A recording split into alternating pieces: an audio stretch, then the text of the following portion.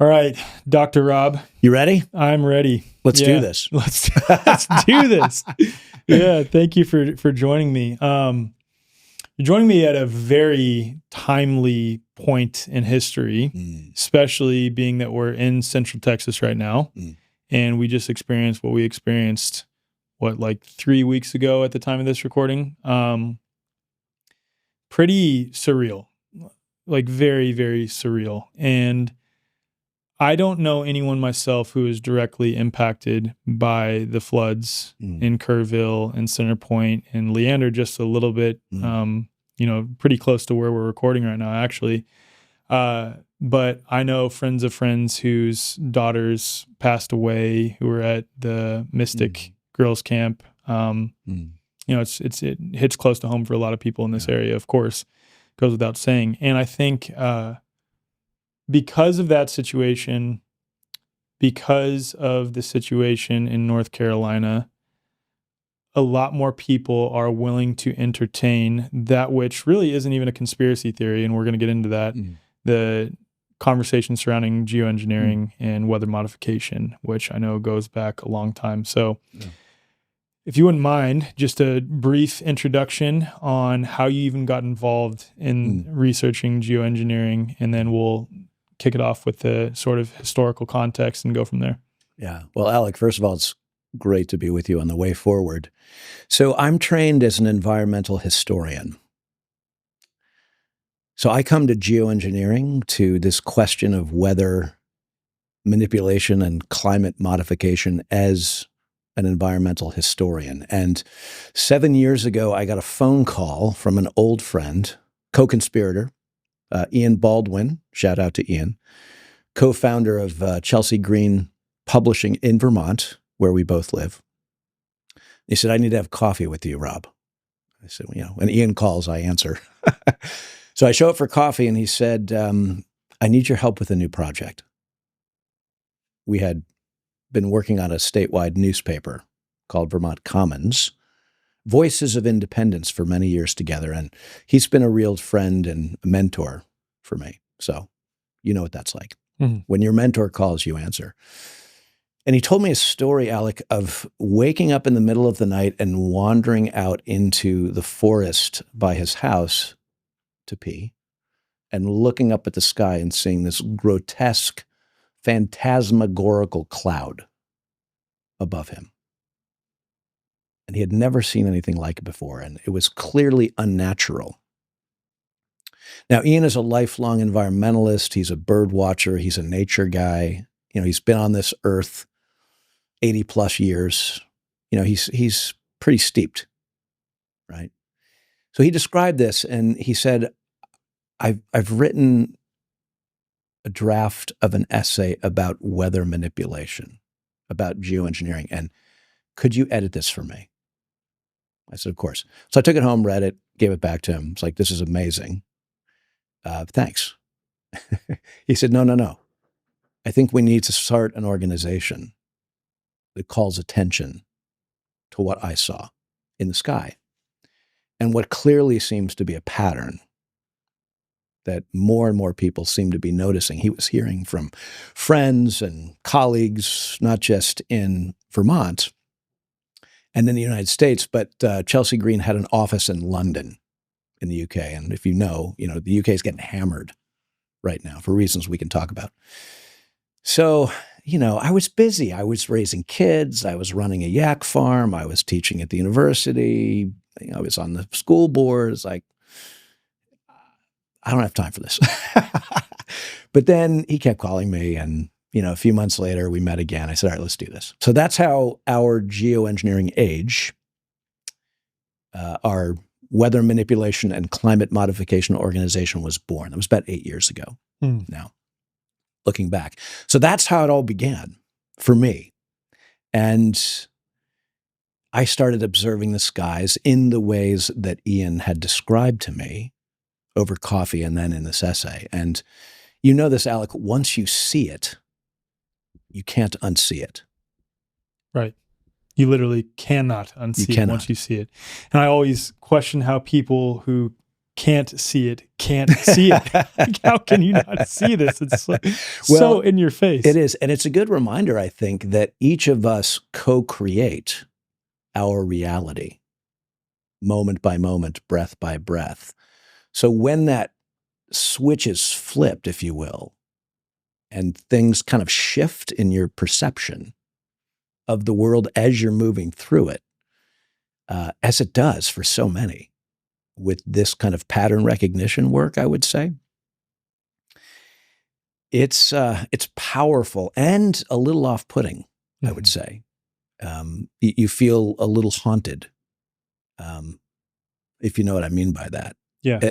Because you're really, your whole panorama of vision is kind of shifting around you.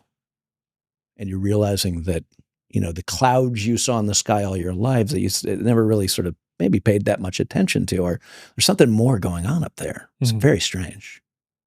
And when we look at this phenomenon historically, what do we find? Because I don't want to say that this is some sort of official narrative amongst those who are learning about this phenomenon, nor this is the official narrative of those who've been talking about this for quite some time.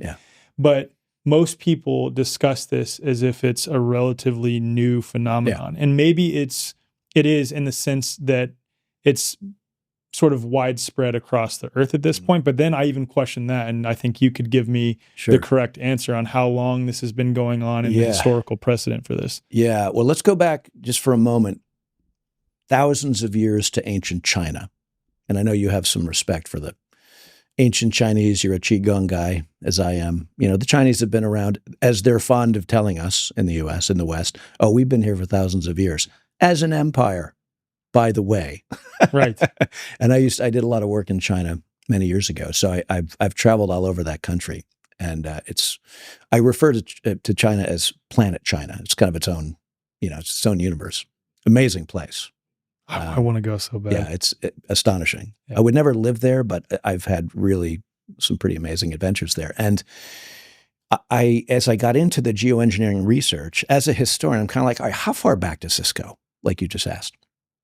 In ancient China, the emperors ruled by what they called the mandate of heaven, right? As long as the rains came, the crops were watered, the farmers were happy, the rivers were just full with the right amount of water because, of course, China was built on a floodplain, right? Two major rivers that cross Asia. As long as, the weather and the climate were kicking along at the right tempo, if you will, all would be well with the empire. And as part of this mandate of heaven, the emperors dreamed of being able to control the weather. And there's a phrase that translates from the Mandarin of ancient times referring to this, which in English they called smart human shadow work. The notion of controlling the weather in Chinese, in ancient Mandarin, smart human shadow work. And they were studying, the ancient Chinese, what we now call atmospheric rivers, the movement of giant rivers of moisture off the earth into the sky and back around. So for thousands of years, humans have dreamed not only of studying, but of controlling the weather. And for obvious reasons, right? Geopolitically, politically, environmentally, got to feed the people, right? Got to power the people. And hydraulic societies, empires built on water and the movement of water, controlled by humans, ancient human impulse. So spin the clock forward to today. Every major country, Alec, except for the United States at this moment, is on record as openly controlling the weather. The Beijing Olympics, probably the most famous example, 2008. The Chinese government, the People's Republic of China, it's nice to live in a one-party totalitarian police state for this reason. It's like, we're just going to, shut down the coal-fired reactors for a week, lob some silver iodide into the sky, clean up the joint before everybody shows up for the Beijing Olympics. And then when everyone leaves, we'll just turn it all back on. Go back to business as usual, right? In the Arab countries, the sheikhs, if you want to get married and you want to have rain or sun for your weekend wedding out in the desert, we can make that happen, right? So we see this across the world as open admission for decades that, oh yeah, we know how to manipulate the weather, modify the climate, done. Only in the United States, right, do people think that that's some sort of a conspiratorial notion. But it is in a way. That's what's wild. Like yes. when you look at the definition of conspiratorial, quite literally is a conspiratorial thing, but conspiracy theory and the sort of poking fun at people who might think there's something going on lens. That tends to be what people think of it as. Yes. And we know this because when we go on to, say, YouTube, and we search for any video on YouTube with the phrase climate change in it, or geoengineering in it, or chemtrails in it, you will get, when you start watching the video, that little official story moniker right below the video that says, here's the official story about climate change, according to the UN, and it will take you where? To a Wikipedia page. And we all know that Wikipedia is, on many topics, let's just say compromised. Influenced unduly. So, and last thought here in terms of the history of weather manipulation and climate modification in earnest for real goes back to right after World War II, when we took this new invention called the airplane, and we took the newly created chemical industry, put them together, and learned that we scientists, engineers, military people, could seed the clouds over farmland with silver iodide or equivalent, increase the surface area, moisture in the clouds, create local rain, and eliminate drought or bring a little bit more rain to the farm or whatever it may be. So the modern history of weather manipulation and climate modification goes back, I would say, almost 100 years. And of course, there's long been interest, as I mentioned, for thousands of years before that. There's this book I read. I didn't fully finish it, but I read most of it, called The Life of Milarepa. And it's about one of the most revered Tibetan Buddhists ever. And in that book, and this is more on the esoteric spiritual side of things, but he cultivated the ability in that book to manipulate the weather himself. So obviously this is something that people have been talking about for thousands and thousands of years. I'm glad you brought that up too, because in a number of shamanic traditions around the world, you will find particular practices and practitioners who can deliver, they say, on, connection with the weather, the ability to maybe move or shape or influence the weather, and of course, be influenced by the weather. So absolutely. Yeah, I always bring in that context too, and I'm sure we'll get into that regarding thought at some point during this. Just obviously an inherently speculatory thought patterns that we could discuss, let's say. And let me say one more thing about modern China. So the Chinese government is building right now in the mountains towards Tibet the largest geoengineering operation on Earth. It's called Operation Sky River. And their ambition, as only the Chinese can do, right? Their ambition is to essentially build up enough of these phased array antennas to ionize the atmosphere over the Himalayas and then use electromagnetic energy to manipulate these massive river systems and these, the highest mountains in the world, and really kind of restructure the face of Central Asia. Like, it's probably the most ambitious in terms of human hubris. And it's overt, right? It's overt. Again, you can, I think they have a website. In fact, they do. So you can go read about Operation Sky River, smart human shadow work, right? And of course, this has huge implications, not just for the environment of Central Asia, but for the peoples, the animals, the plants, of course. So that's worth mentioning because people can very easily type in Operation Sky River into their internet browser and go take a peek. And then in terms of the US government overtly using this technology, I know that various states have pages on their official state websites devoted specifically to weather modification programs and things like this. I want to set that aside for a second though.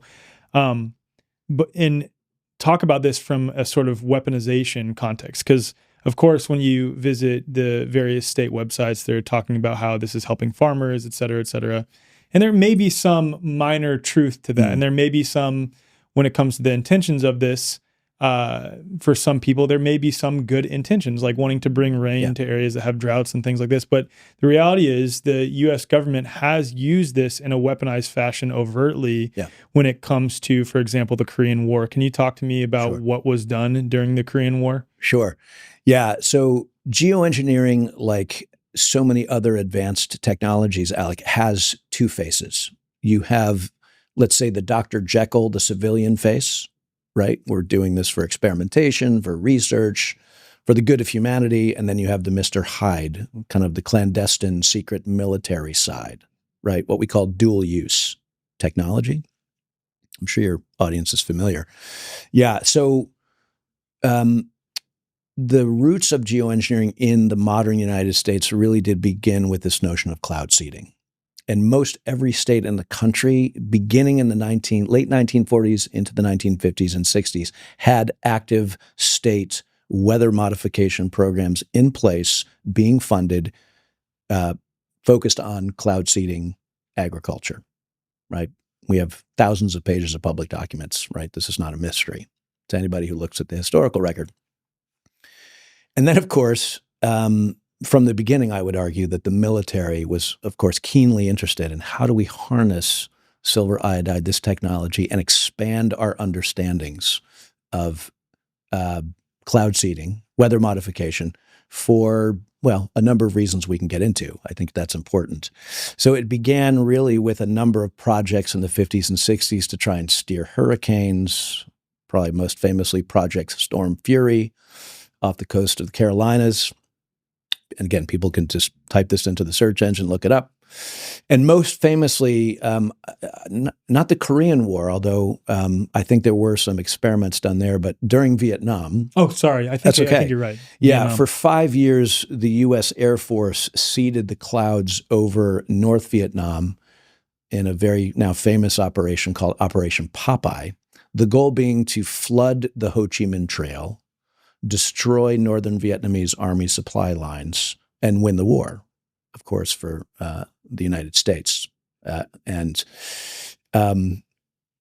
war is always a testing ground for new technologies. Yeah. And that was certainly the case with geoengineering during Vietnam. I think it was the year I was born, 1967 to 1972. And famously, one of our best journalists, Seymour Hersh, wrote a couple of well-publicized stories about Operation Popeye, calling public attention to the military use of weather modification as a tool of warfare, weather warfare. And it was at that point that the United Nations got involved and passed what was called the Environmental Modification Treaty, 1977-78, outlawing the military use of weather modification, what we now call geoengineering. Weather modification and weather manipulation, climate modification for military purposes. Now, up until the late 70s, Alec, there was a robust public discussion about all of this, right? Most famously, Senator Lyndon Johnson, liberal Democrat from Texas, delivers a very famous speech in 1962 here in Texas, in which he ends the speech by saying, "We will create a global satellite network that will allow us to control the weather." And then he somewhat maniacally says, you can watch it on YouTube, and he who controls the weather controls the world. Now, that was 5 years before I was born. So, there's so much interest going back at the highest levels of the military, the highest levels of the U.S. government and others, right? The highest levels of, I would say, the scientific community in manipulating the weather and modifying the climate. We're all familiar with the Manhattan Project, right? 2,000 members of the Manhattan Project, I think $4 billion at the time, several years in development, and only, of course, a handful of people. Leslie Groves kind of drove the project and understood probably how all the pieces of the Manhattan Project fit together. He was probably one of very few. I'm not even sure that Robert Oppenheimer, now even more well-known because of the movie, I don't even know if Robert Oppenheimer was fully aware of kind of what was going on there. And clearly the atomic bomb was intended to be a military weapon from the get-go, right? And, famously Oppenheimer kind of regretted his decision perhaps to participate later in his life. But so geoengineering, weather manipulation, climate modification is in some ways kind of a more clandestine Manhattan-style project that has unfolded over a much longer timeline with this public face of, Dr. Jekyll, the civilian, the scientific research. We can help the farms. And I have no doubt that that probably has been in some ways helpful. But, when you get into this work of manipulating the weather, there are often dire consequences. I would mention there's a very cool little book called Howell's Storm, which is about an early geoengineer coming to the city of New York during a drought in the early 50s and essentially making it rain using these early technologies, but completely messing with all of the farms in the greater Hudson Valley area, if you know New York City, up the Hudson River Valley, right? And the farmers in New York ended up forming a lobbying group and took their case first to New York and then I think to Albany to try and get all of this geoengineering, this early weather manipulation activity shut down. Wow. Howell's Storm. Yeah. So this has been going on for a long time and we've just forgotten because with the passage of that environmental modification treaty in the 70s, this whole conversation disappeared. That was going to be my next question, is how it disappeared. Yeah, and that's why for literally 3 generations now, there has been no public discussion of any of this, even as the technology has advanced, even as it's been deployed over the skies above us and around the world. So when this idea is presented, it sounds insane because it just hasn't been part of the public conversation. What's so interesting, real quick, is that just as you're saying, this has been completely absent from the public conversation, except for to refer back to so-called conspiracy theories surrounding it, of which they tend to primarily focus on chemtrails. And I'd be interested to hear your thoughts on chemtrails, because in some respects, I think it's both pointing to something true, but also can somewhat be a very easy red herring for them to latch onto, as if like that's the only thing that we're referring to is just chemtrails. But setting that aside, it's been absent from public discussion. And then suddenly, very abruptly, over the last few months, really with what occurred in Central Texas, Rainmaker, who I admittedly have never heard of before, and I'm sure you were already aware of them, is being plastered all over everything. And it's like, it's being communicated in a very open way. And even some mainstream sources talking about concerns regarding weather modification, which is such a fascinating phenomenon to witness. And I don't know how we ended up. I'm sure you've thought about that quite a bit. Yeah. So let me put on my professor propaganda hat for a minute. Please. Yeah. It's something I've also taught and studied propaganda for many years. Yeah. So let's just nutshell what you just said, because that's really important. We went from chemtrails, geoengineering is a conspiracy theory, to 36 states passing anti-geoengineering legislation and Representative Marjorie Taylor Greene introducing federal legislation to stop geoengineering in a matter of months. So we went from conspiracy to, this is happening right now, we need to do something about it in the shortest of timeframes. It's so weird. Yeah, it's incredibly weird. I mean, it's good. It's been good for us at our geoengineering age because we've been toiling away. doing this work for many years and have not been able to get a word in edgewise because there's been no interest, right? And suddenly, we're hearing from people all over the world like, oh, okay, we see what you're doing here. We see what your team is doing here. You've published all these scientific papers. You have these histories. You've got a nuclear geochemist and a public health doc and a publisher, and you got a 5-person team. Fantastic. So nice that you're here. And we're kind of like, well, thanks for noticing. So yeah, it's been so strange. And to bring it around to Texas, yeah. So the 20-something CEO of Rainmaker, right, a gentleman named Augustus DeRico, connected with Peter Thiel, Palantir, right, Clinton fellow, like clearly sort of a cultivated presence, let's say. Seems like a nice fellow, right? I'm not sure he fully knows what he's got himself into. Yeah, he's been appearing all over the national media. And my sense is he's doing a couple of things with these appearances. Number one, he's reminding everybody that, cloud seeding happens and sometimes it goes awry, right? But number two, there's really nothing more to see here under this cloud seeding veneer. Yeah, we did, we were cloud seeding over the skies in Texas for a couple days before, just a little bit, and then we stopped because we saw there was moisture in the air. But when you really drill down into what happened in Texas, there were 2 other cloud seeding agencies that have never been mentioned also seeding clouds. And there were military planes in the area of the variety that happened to sort of be involved in geoengineering projects. And there seems to be some next radar technology that seems to be deployed to kind of move weather systems around, hold them stationary, direct them over here. And again, this might sound a little sci-fi to people who haven't been keeping up with the technologies over the past few decades, but all of this is not only possible, but it's happening, right? So and then there was a Texas statewide regulatory agency that kind of gave the go-ahead, but they've actually outsourced their decision-making to the feds, who have seemed to outsource it to the globalists, the UN, whatever.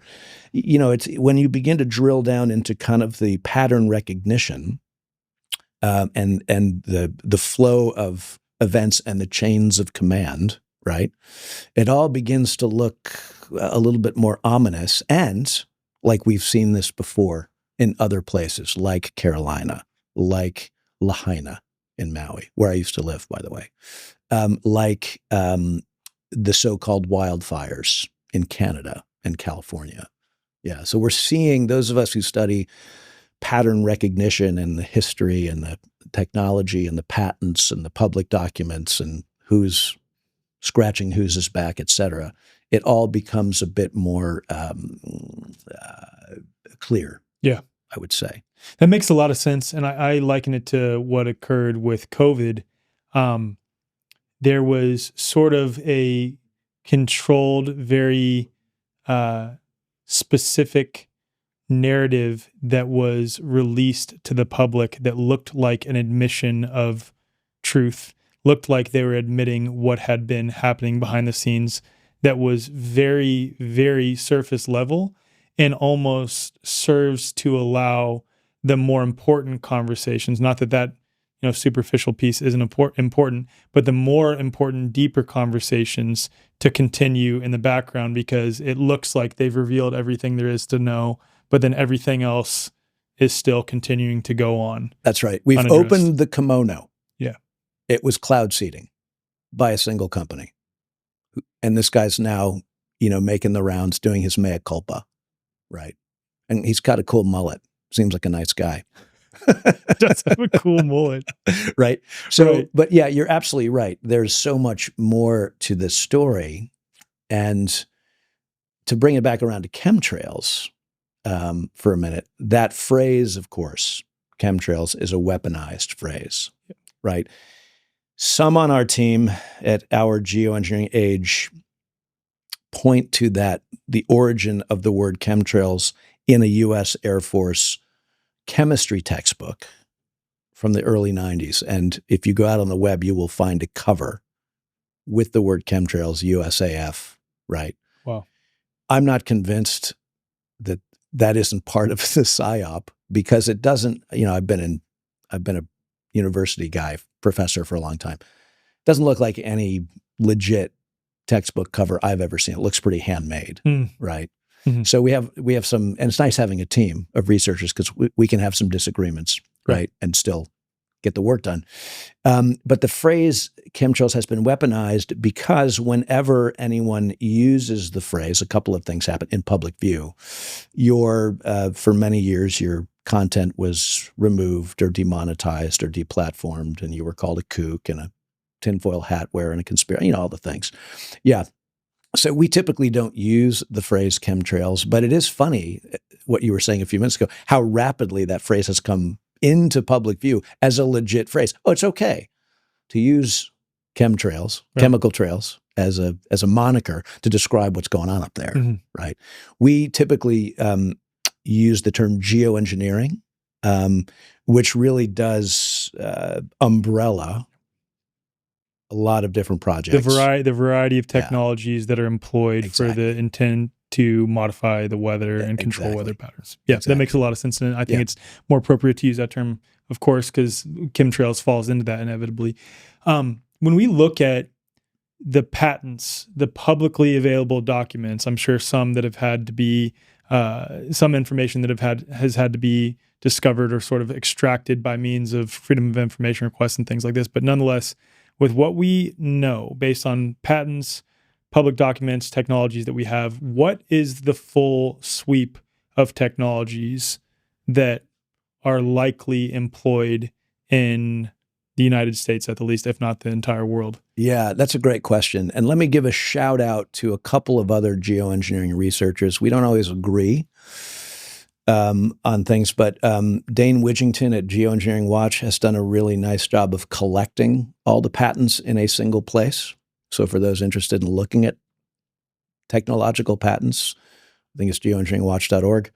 And Jim Lee has done a remarkable job in Carolina of assembling a comprehensive weather modification timeline, a historical timeline, which as an environmental historian myself, I love that, right?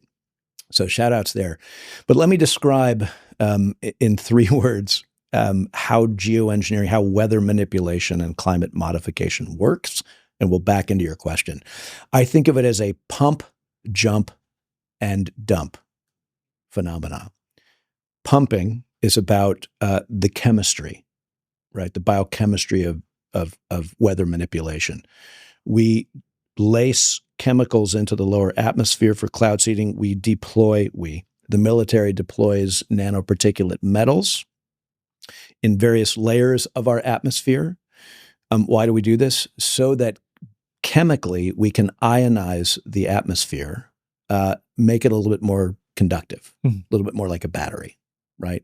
So once we've biochemically transformed the atmosphere, pumping, then comes the dumping, right? And the jumping. Jumping. Yeah, thank you. And by jumping, what we mean is biophysically, we're using electromagnetic energy. We, the military, we're jumping the ionized atmosphere with various technologies, laser technologies, next generation radar technologies. The most famous, iconic pilot project for this technology, of course, is what's called HAARP, the High Altitude Active Auroral Research Project, HAARP, in Gacona, Alaska. It's a series of phased array antennas coming out of the ground.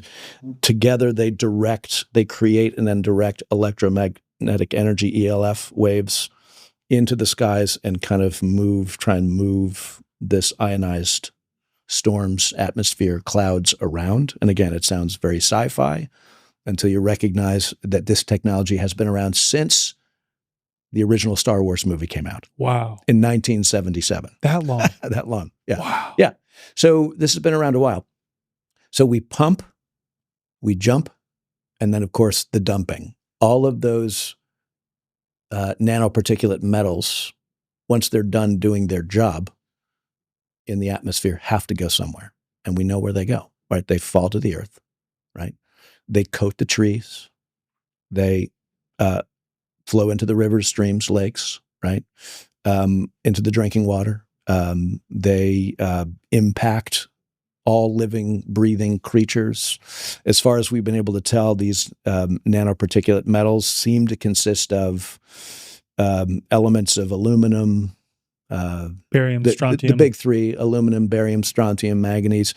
At our geoengineering age, we've matched the chemical signature of a number of these initiatives with the chemical signature for coal fly ash, which is the residue that comes out of coal-fired plants after the coal is burned to generate power.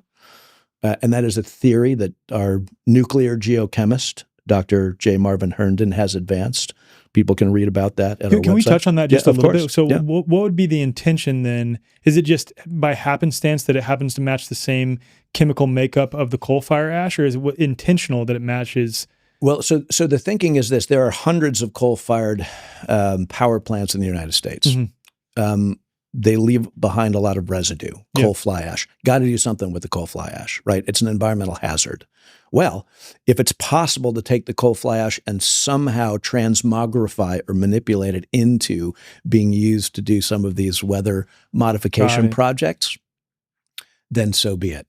And again, it's unclear sort of how the coal fly ash, assuming that this is some of what's being used, how that would be delivered, right, up into the atmosphere. How does it get transported to the planet? These are questions that we've had some whistleblowers come forward. It's a little hard to determine at this point, right, what the chain of causation is, but we're very curious. Right. And if anybody out there has any insight, because we're hearing from more and more people every week. So back to pumping and jumping and dumping, that's sort of the 3-word way to conceive of how these work. So there are patents, to your question, for technologies that allow all of these things, all of these 3 phases to happen, really pumping and jumping mostly, right?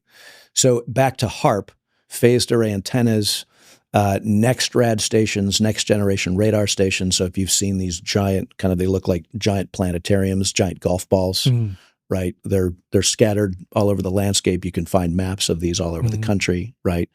They're the equivalent civilian and military sort of technologies here. So there's a whole range of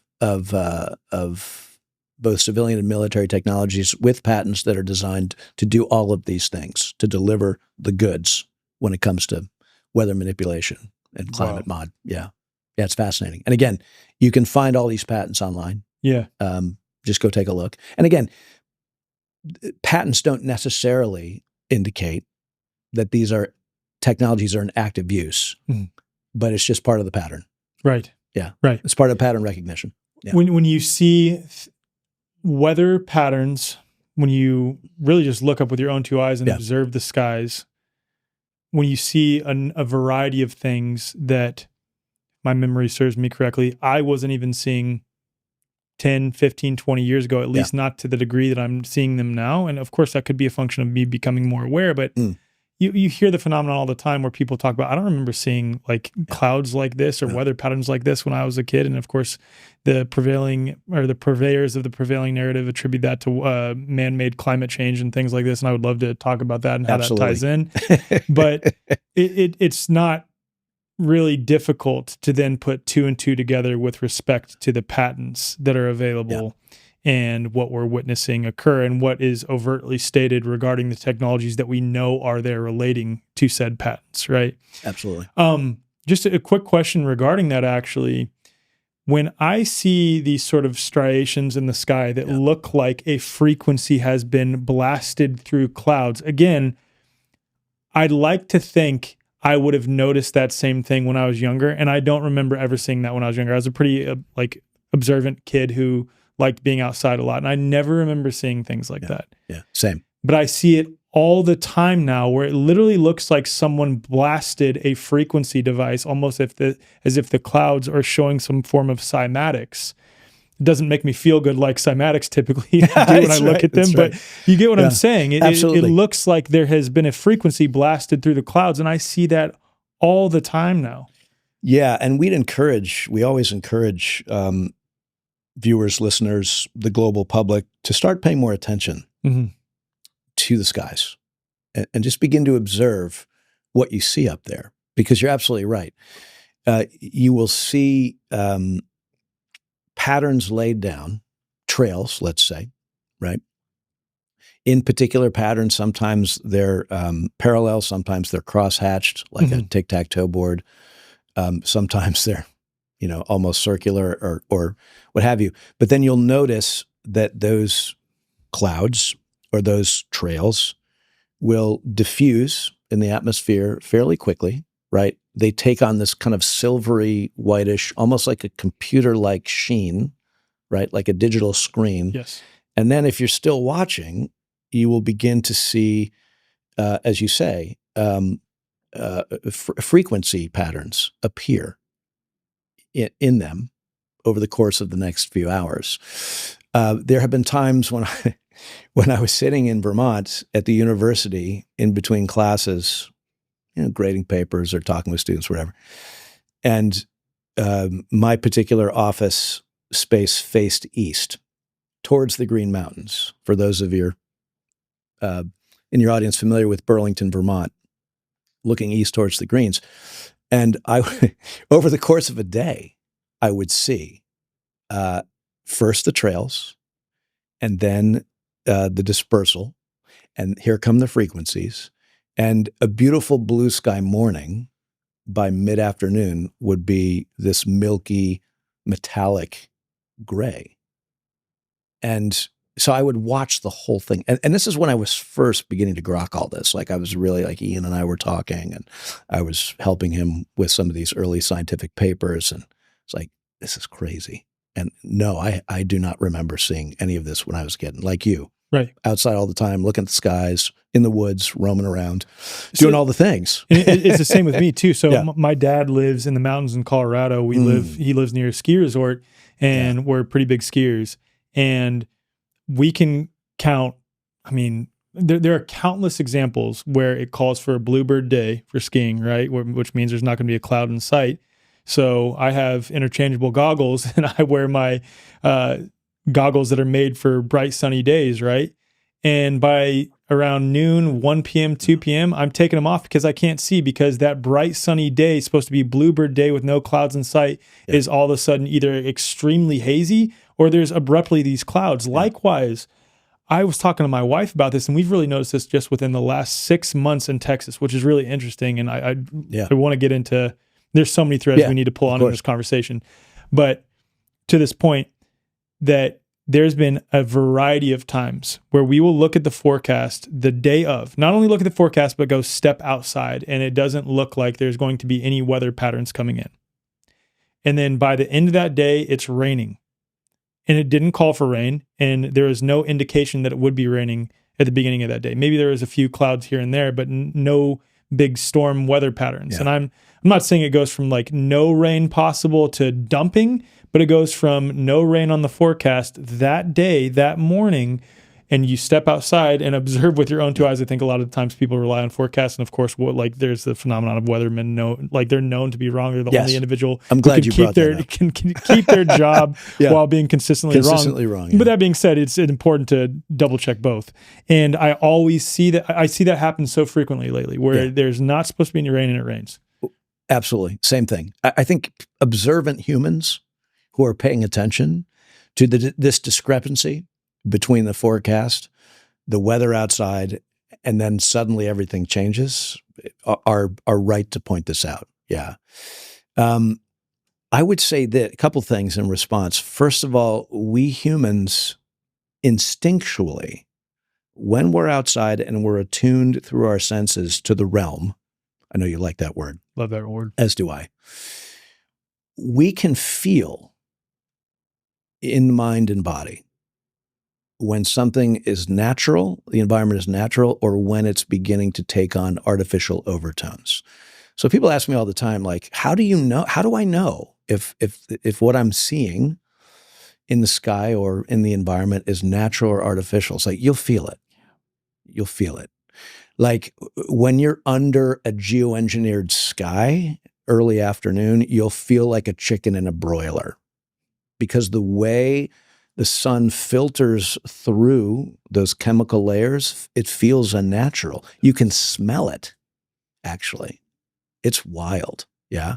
Again, most people aren't paying attention. Most people, where are they? Inside, Right. under artificial light, right? In front of their screens, or they're outside on their phones, right? So they're not even looking up, right? So there's that, right? And then there's the whole question of cloud types, to your point of a moment ago. Artificial clouds, we have 12 new cloud types that have been presented to us the past couple of years, including my favorite, Homeopathy, clouds mutated by humans. That's an official... That's an official cloud name, Homeopathy. And we were talking off camera, Matt Landman's film, Frankenskies, great film. And he highlights, among other things, he's got some great clips in there about weather people saying, and guess what, everybody, we got some new clouds we want to share with you today. And here are the names. And look, they all look like they've had frequencies. This is me talking. They have frequencies shot through them and they have trails spreading out. How convenient. Right. Yes. Yeah. So, the weather folk are part of the geoengineering narrative, and they've been given their scripts to read on camera to soften us up for this new reality of artificial weather. Slow drip over time, then it becomes normalized. Exactly. Right. Yeah. And one more thing about this, I travel a lot for various projects, and I've been out in rural Mongolia in yurts with nomads, older nomads, or up in Nepal and the Himalayas with older, folks who've lived on Earth quite a while. And I'll just ask them casually, often through translators, like, what are you noticing up in the sky? And all of them are like, all these weird trails. Like, man, never saw those until a few decades ago. But yeah, seeing that. And of course, yeah, go ahead. So there has been an explosion as of late across the world over the last 10 to 20 years, really, even though this technology has been around for quite some time. And the idea of weather modification has been practiced for a few decades now. Yes. This is the phenomenon of this being so widespread across the earth is more recent. Yes. It seems like early aughts, like around the turn of the millennium, 2000, things began to pick up. And there's some, we can speculate about why that is. That's around the climate change narrative, though. Well, yeah, I was going to say we can tie it back to the emergence of the official climate change narrative in the late 80s, early 90s. Yeah. Absolutely. And we should maybe connect those dots when you want. What if nature's intelligence could directly influence your physiology, helping to regulate your nervous system, sharpen your intuition, and shift your emotional state in a measurable way? For over 25 years, Lotus Way has been pioneering the use of flower essences, liquid infusions that capture the bioenergetic imprint of plants. Unlike essential oils, these remedies work on a vibrational level, interacting with your body's meridians and electrical system to promote clarity, resilience, and balance. Katie Hess, who I featured on episode 74 of the Way Forward podcast, has spent decades studying the effects of over 300 rare and powerful flowers, hand collecting them from across the world. The result? A line of elixirs, mists, and anointing oils, and even some chocolate, designed to shift your state of mind and body, not through placebo, but through the subtle yet profound ways plant frequencies interact with human biology. I think flower essences are severely overlooked in the wellness space because it really is an incredible way to package up the wisdom and the innate intelligence of nature and deliver it to your body. And it brings your body back into coherence because it's tuning you on an energetic level like an instrument. So if you want to find which flower essences are right for you, you can take the flower quiz so you can see which ones match your current energetic state. As a listener of The Way Forward, you get an exclusive discount. Just use code ALEC10 for 10% off your first order. Or if you're the Way Forward member, get 20% off plus ongoing savings, and just reach out to us if you're a member and we'll get you your membership discount. Just go to lotusway.com/Alec or just head to the show notes so you can experience one of nature's most powerful energetic remedies today. What's up, you guys? I'm here with Matt Maruca, the founder of Raw Optics, to talk about something that I would say the overwhelming majority of people in the holistic health community totally overlook: light and circadian rhythm health. All of our cells contain these organelles called mitochondria, the powerhouse of the cell. They make energy, they convert food into useful chemical energy. And it turns out mitochondria are largely controlled by our circadian rhythm. Our mitochondria are more active during the day under the influence of sunlight. When the sun goes away, our mitochondria have the opportunity to rest, repair, and regenerate when we're not being active. When it gets dark, the brain releases melatonin, and melatonin goes in and actually repairs the mitochondria, repairs all the oxidative damage that happens. Now, if we're exposed to blue light from all the artificial light sources, your phone, your iPad, your computer, your TV, the lead scientist we work with, Dr. Alexander Wunsch from Germany, actually calls it light doping. So people today are sort of being light doped by their employers with artificial blue enriched lighting to increase their productivity at the expense of their health, mental health, and long-term health and well-being. And so just by being exposed to artificial light at night can actually have a massive effect on the body's rhythm, cellular repair, and overall health and function. So we designed lenses that specifically block these disruptive wavelengths of light. So that's why we created daylight lenses. They protect your eyes from the physical damage of short wavelength blue light, but also offer a bit of a protective and relaxing effect for your hormonal system as well, but not to the degree of the sunset lenses, which are designed to basically make you really tired and even kind of knock you out in the evening. So these are the two lenses we offer so that you can have protection at the right levels, in the right way, at the right time. And then sunset lenses, you wear these 2-3 hours before bed or just from the sunset until sleep so that your brain can register, okay, the sunset, it's time for me to release that melatonin naturally so I can wind down and not have to use alcohol, weed, sleeping pills, and other things that so many people unfortunately have become dependent on because we're constantly disrupting our body's release of its natural sleep hormone.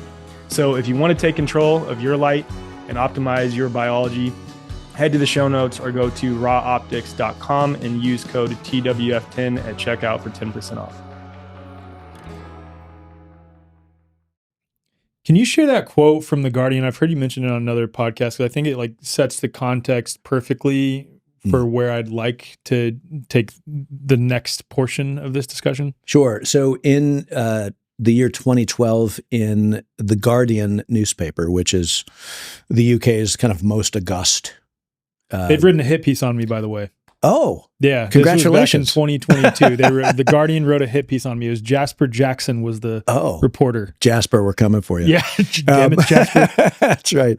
Well, so this was a letter written to The Guardian by a guy named Matt Anderson, who was retired, former executive advisor for aerospace and defense at a financial services company called Booz Allen Hamilton. They're pretty well known. Yeah.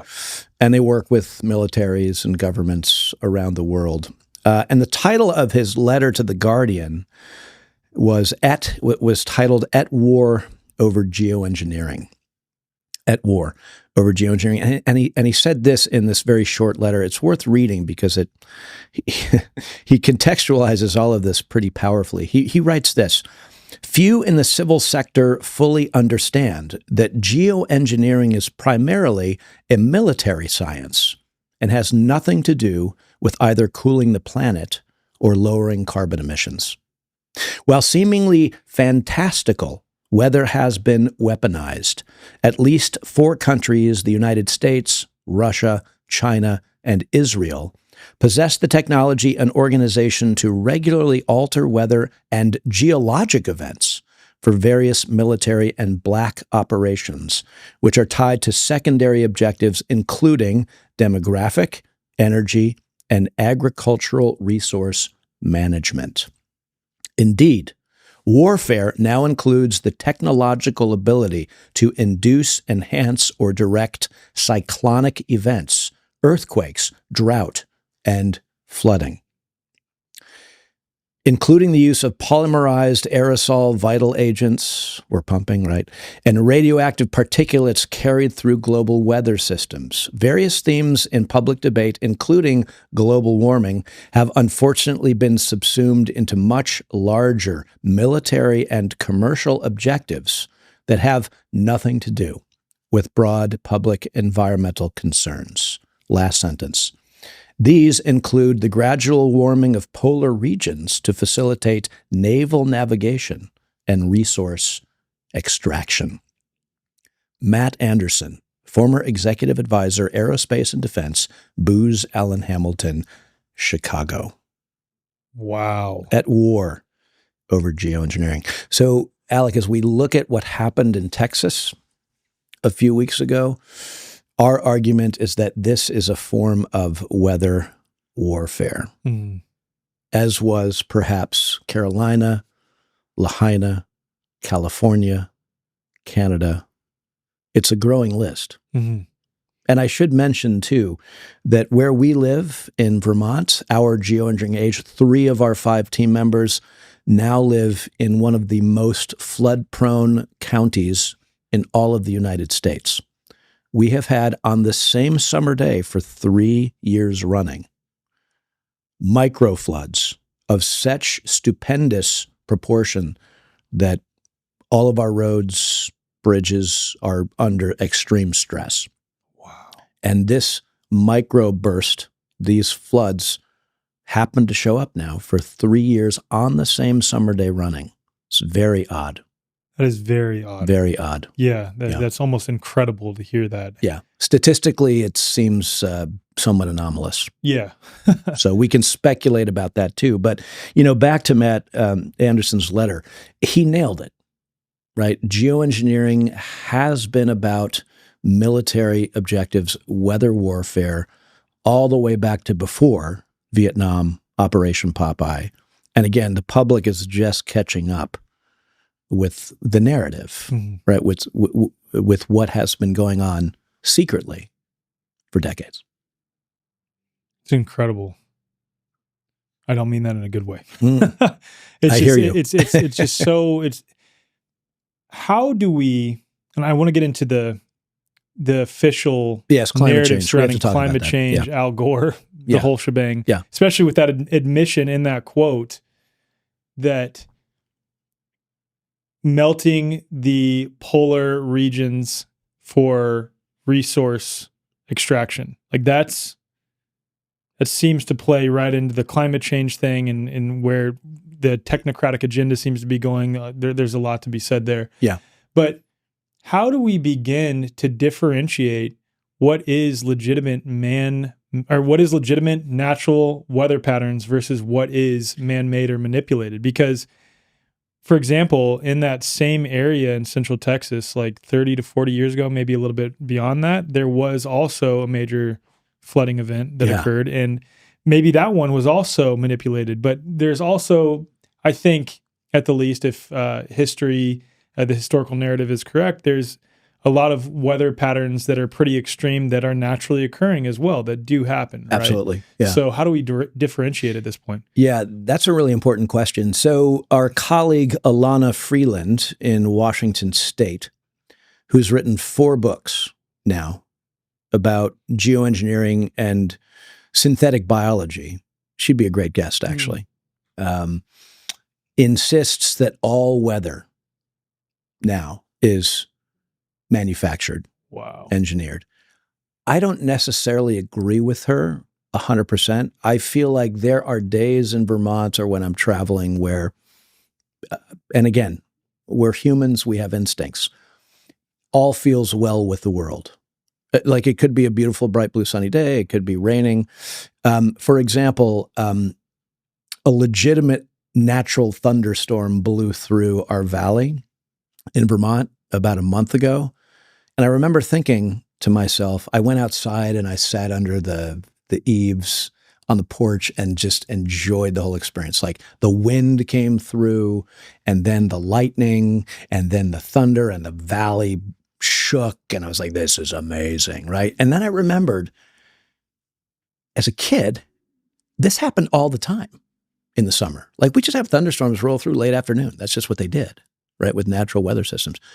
And I haven't seen like a legit natural thunderstorm or felt one, because you feel them, in a long time. Mm-hmm. It was I almost started crying, actually. I was like, wow, this is great. Wow.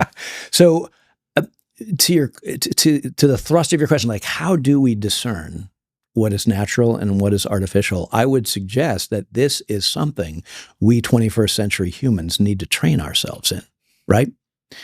And it starts, as we said a moment ago, with stepping outside, put down the phone, put away the screen, get out from under artificial light, go outside and just begin to observe feel, breathe, right? And notice what's going on in your immediate environment, not just on the floor of the realm, but up in the skies as well. We do this every day now. It's part of our work, right? And we're always sending, images back and forth to each other, like, what does this look like? What does it feel? How does this feel? And there are a lot of people, as you know, because you're on social media, there are people all over the world doing this all the time now, which is encouraging. What's missing, I think, is some kind of, concerted, strategic kind of conversation about how we as a species, true environmentalists, interested in defending all living, breathing creatures, right? Nature, let's say, and our own species from this assault, this weather warfare assault. How do we move forward? And we can maybe come back around to that question, but it begins with what you just said, recognizing when weather is natural versus when it's artificial. I have a pretty good sense now, having done this work for 8 years or so. When I'm out and about, I can feel it. I can see it. Not that I'm always right. That's part of the challenge of this work. But yeah, I think that's something we can all train ourselves to do. Your colleagues that live in Vermont with you, are you, when you're out observing weather patterns, have you gotten to the point where it's pretty consistent that you're all on the same page? Like, this one feels natural. Yeah. That's absolutely. That's a strong indication. Yeah. Especially because Paul Bean, shout out to Paul Bean, who's our digital publisher. He runs our Substack, our socials, and helps me with our podcast. He lives due east of me over another smaller mountain range. So I live at the eastern edge of the Green Mountains. The weather travels in prevailing from the west, breaks over the Greens. I get whatever's coming first, and then he gets it like a half hour later. Got it. So I'll message him like, a natural rain flood coming at you, prepare. And then an hour later, he'll send me a video of like dumping. And it's like, yeah. And then, we'll get into a I saw them. I saw seeding this morning. I saw the trails. Got it. Right. And then we'll pull up the satellite photo and we'll look at what's going on. It's like, okay, this seems right. So there is a way, and others are doing this out there too. There is a way to kind of combine data sets, if you will, with your natural inclinations and instincts. And it feels good. It feels empowering, I would say, to be able to do that. Very empowering. Yeah. I think there's a lot of other empowering things we can discuss as it pertains to this at the end. We have a list. And that's why I appreciate you being someone who's interested in Qigong and the breath, like knowing what the breath can do and knowing that we're co-creating this experience. Yeah, I hope we touch on that. Well, we will definitely. Okay, that's important. I figured it's a way forward episode. We wouldn't let that go. Right, exactly. Yeah. So with that, I want to talk about the prevailing narrative surrounding man-made climate change. And it's interesting because in some respects, that term man-made climate change is actually true in a way. Yeah. Just as depending on how you look at the term virus, if you talk about an obligate intracellular parasite consisting of a proteinaceous coat, no, that's not true. But the term virus in its original context, meaning a poison, when they say there is a virus, that is very much true in that respect, right? So when we talk about the idea of man-made climate change, how does that sort of tie in, especially that agenda and where it seems to be heading into this conversation surrounding geoengineering? Such a great question. I'm glad you asked that. So let me say first that our mission at our geoengineeringage.org is to provide an evidence-based exploration of the realm's most pressing but underreported global environmental issue, geoengineering, weather manipulation, and climate modification. That's what we do.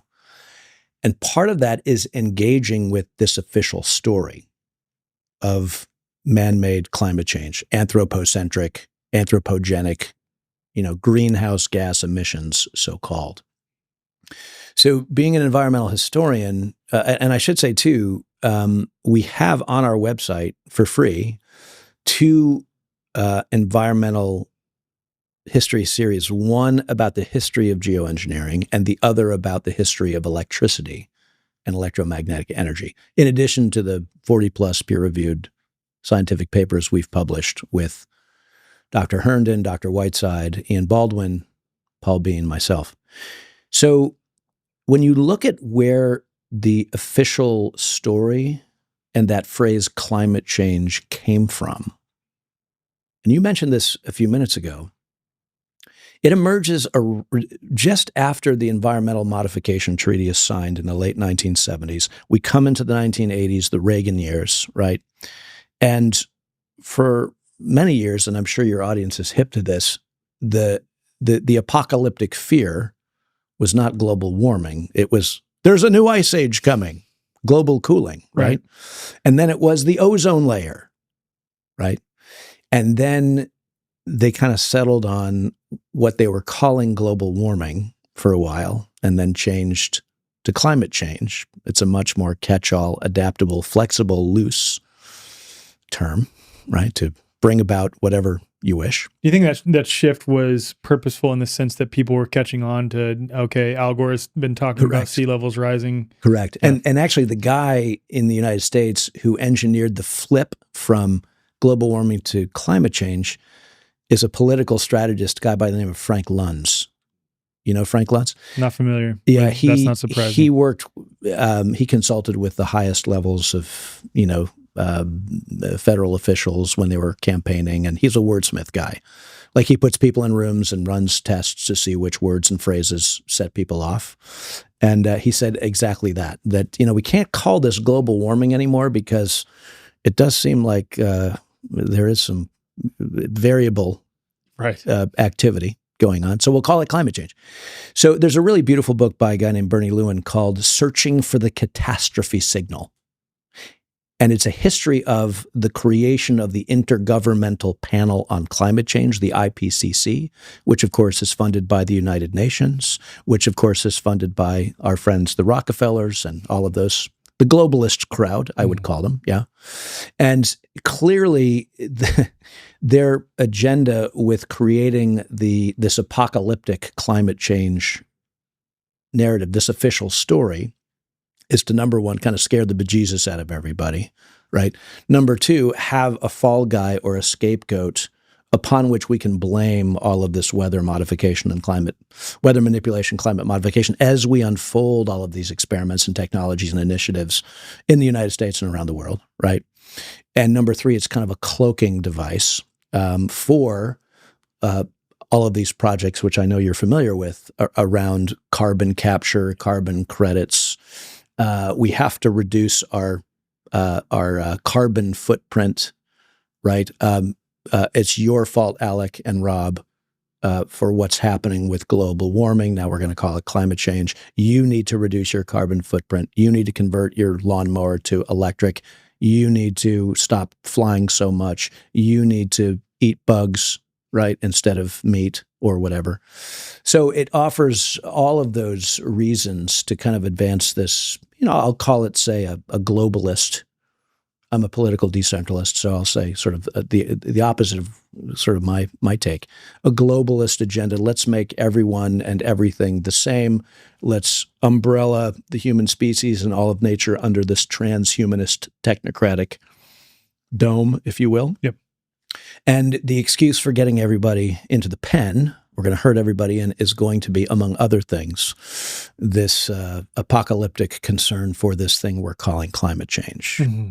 And that story emerges with the creation of the IPCC, Earth Day, early 90s. My Vermont neighbor, Bill McKibben, writes a book called The End of Nature, which first puts the phrase global warming on the cultural map.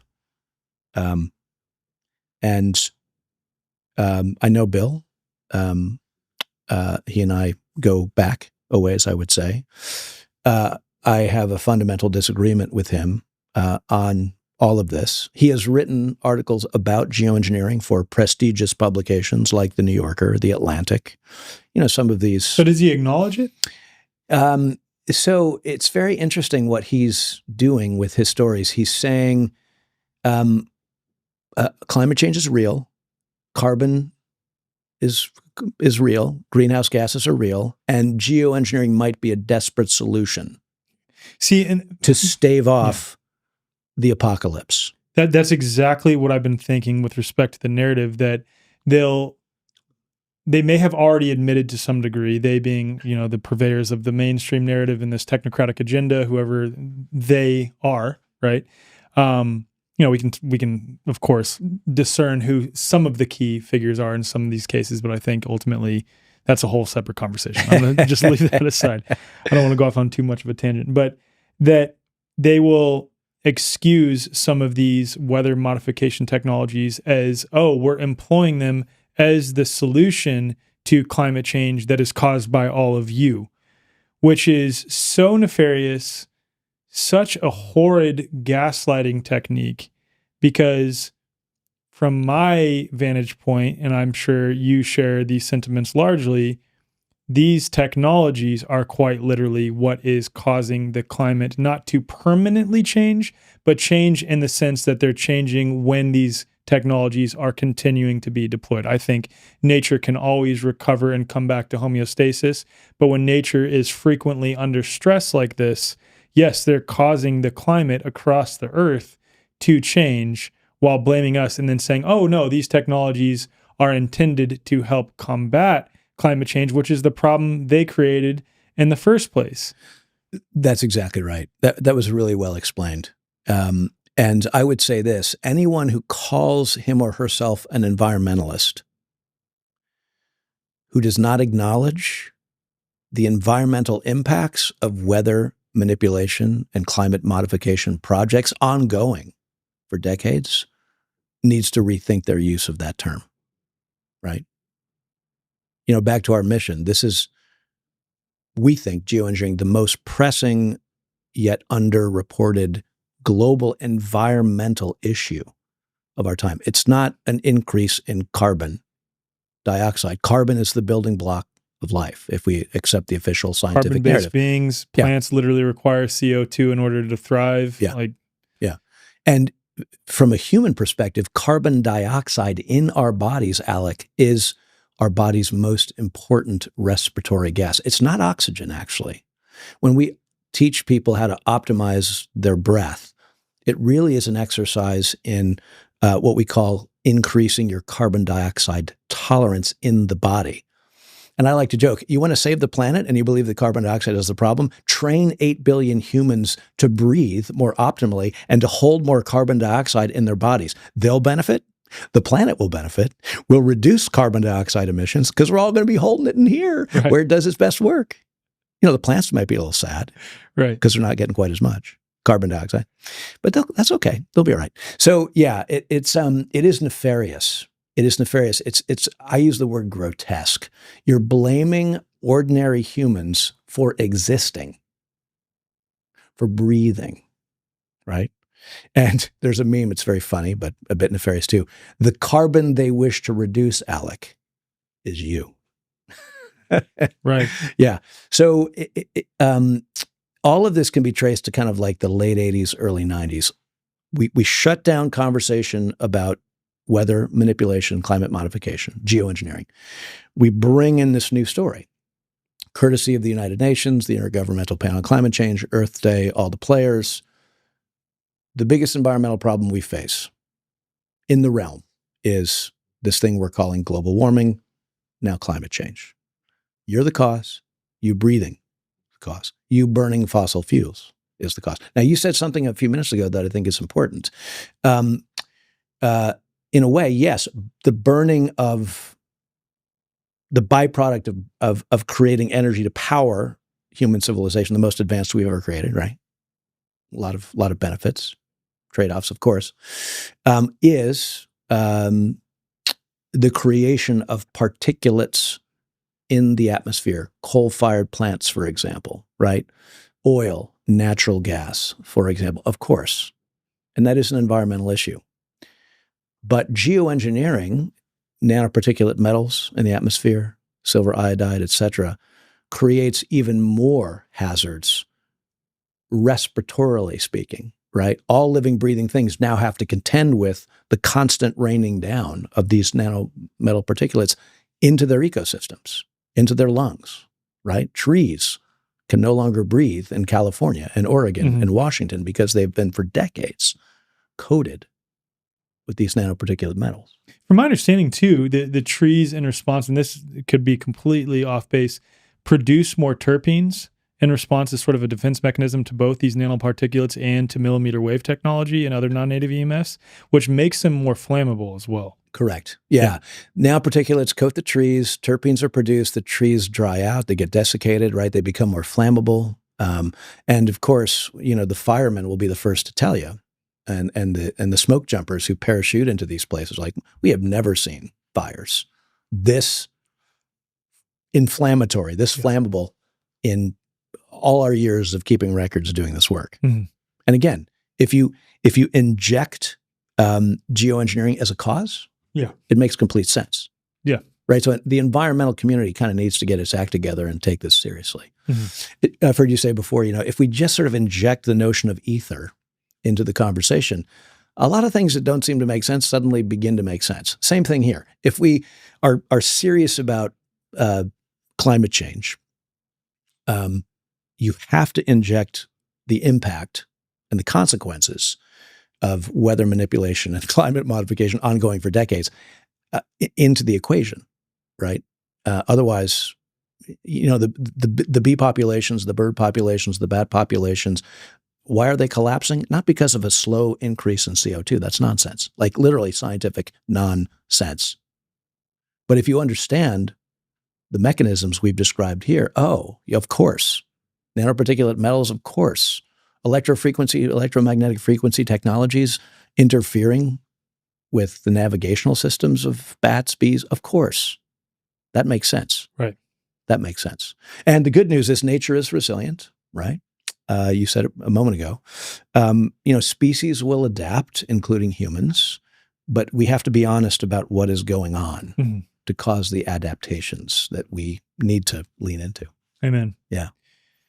And with that, I think if nature itself is bombarded to, concentrated bombardment over a short period of time or over an extended period of time, it will take some time for it to adapt. But I, again, totally agree with you that nature will always adapt. But if it continues to go on, I just wonder the impact that it could have, because obviously your mind goes with weather warfare and being able to control, cause weather patterns to be stationary or cause forced droughts in specific areas. That can be weaponized to where people really struggle to grow food and things like this. And your mind sort of goes off on all these very scary directions, which have real implications, like, of course. And I think we need to be aware of those. Obviously, you've seen what I put out on social media, and you've shared a lot of the same sentiments. Like, we need to be aware of this stuff, but we need to not fall into perpetual fear surrounding this stuff, because that freezes us from taking action in our own lives based on our fundamental belief systems and repetitive thoughts that are fear-based, but we're helping to co-create that paradigm that we are intending to make obsolete. But before we get there, Amen. Go ahead, please. Amen. Okay. Carry on. Yeah. Before we get there, I've thought about this too, and I forget where I first heard this or saw this. I've seen so much information over the last 5 years.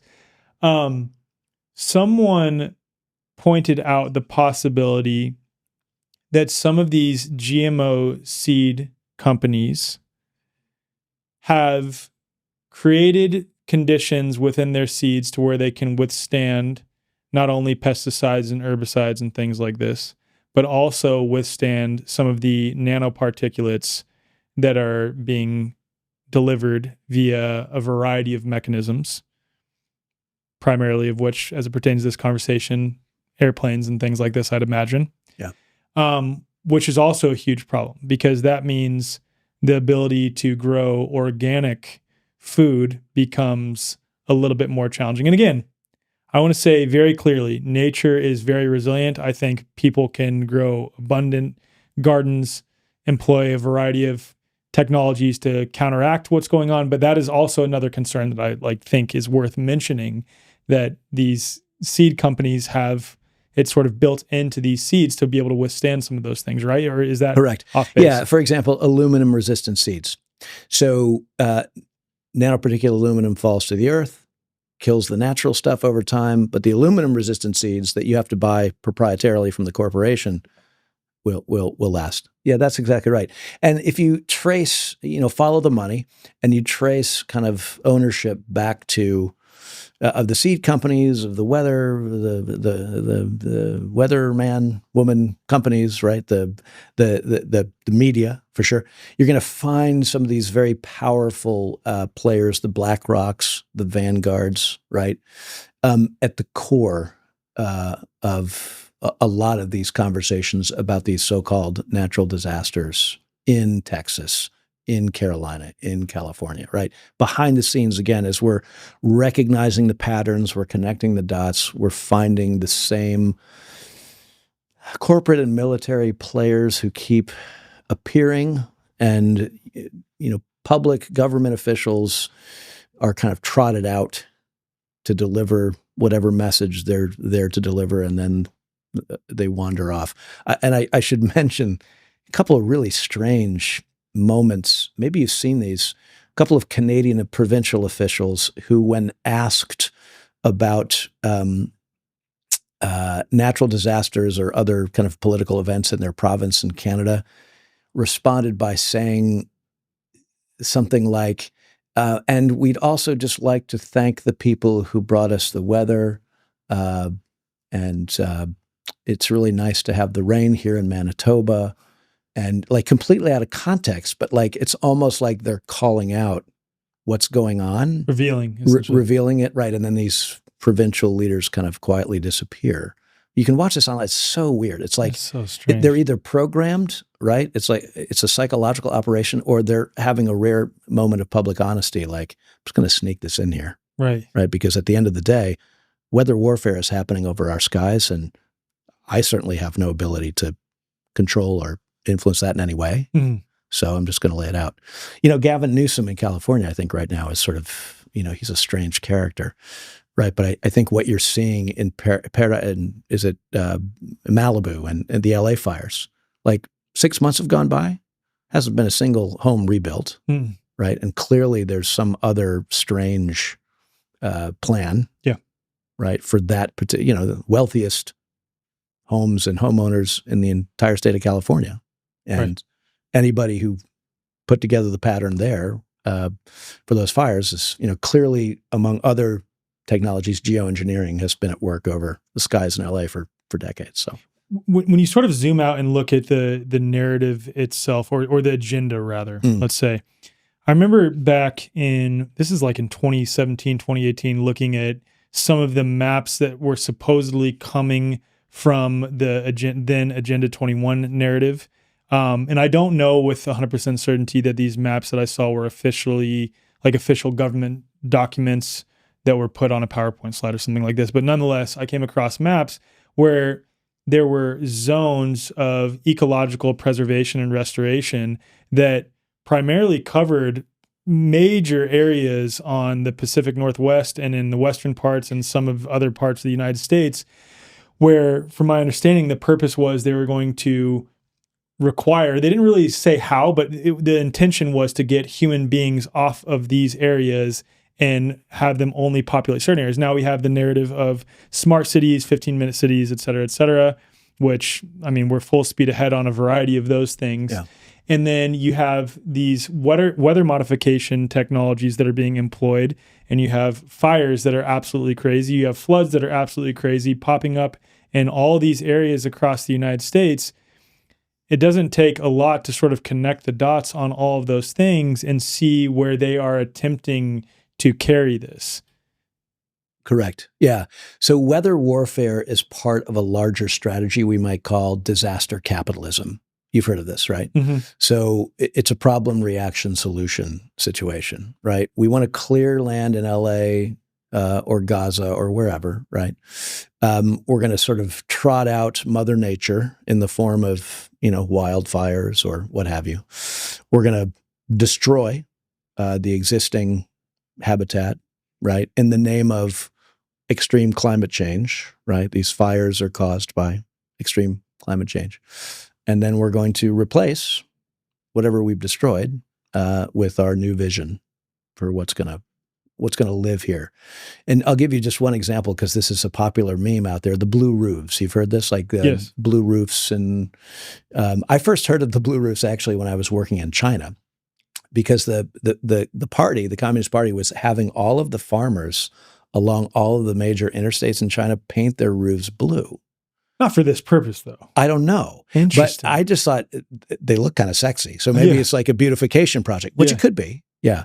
But it turns out there are patented technologies, directed energy weapons, et cetera, that can read particular frequencies within the ultraviolet light spectrum, of which I think there's 73 right?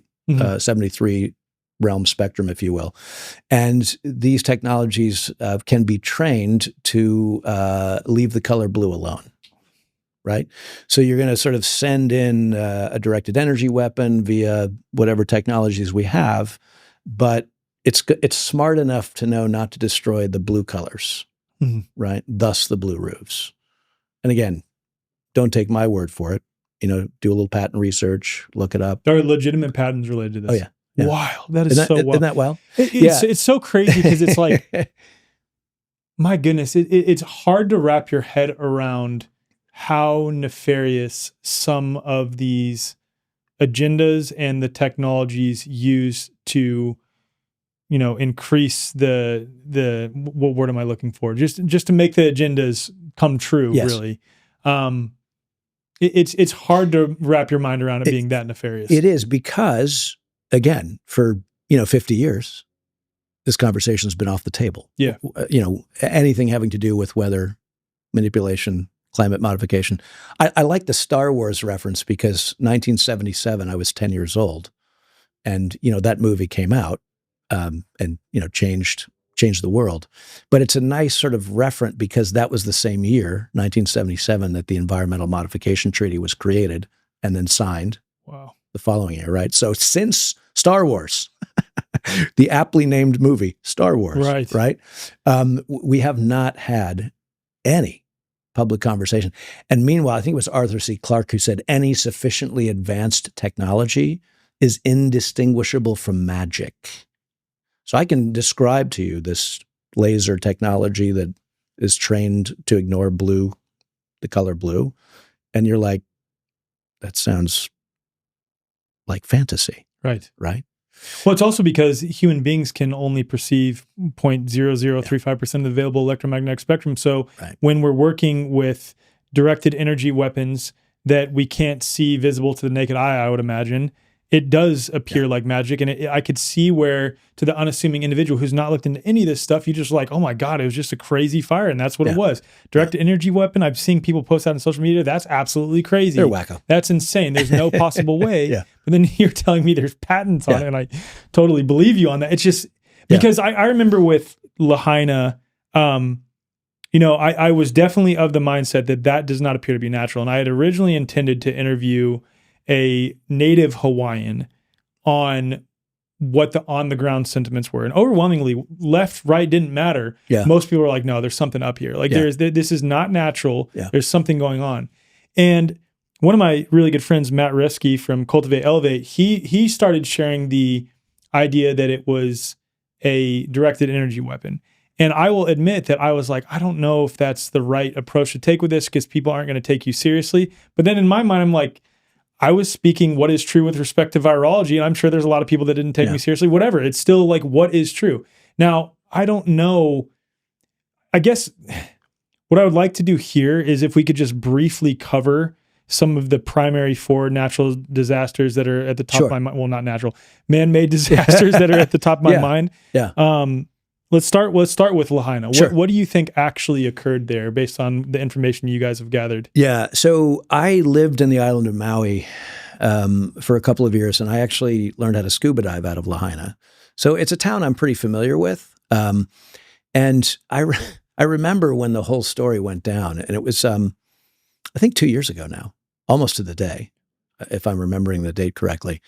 I remember thinking there simply isn't enough foliage, shrubbery, tree cover in that town on the western shore of Maui for a fire of any sort to do the kind of damage that we're being told it did. Mm-hmm. Right. So immediately I was kind of like, that's weird. Right. That's weird.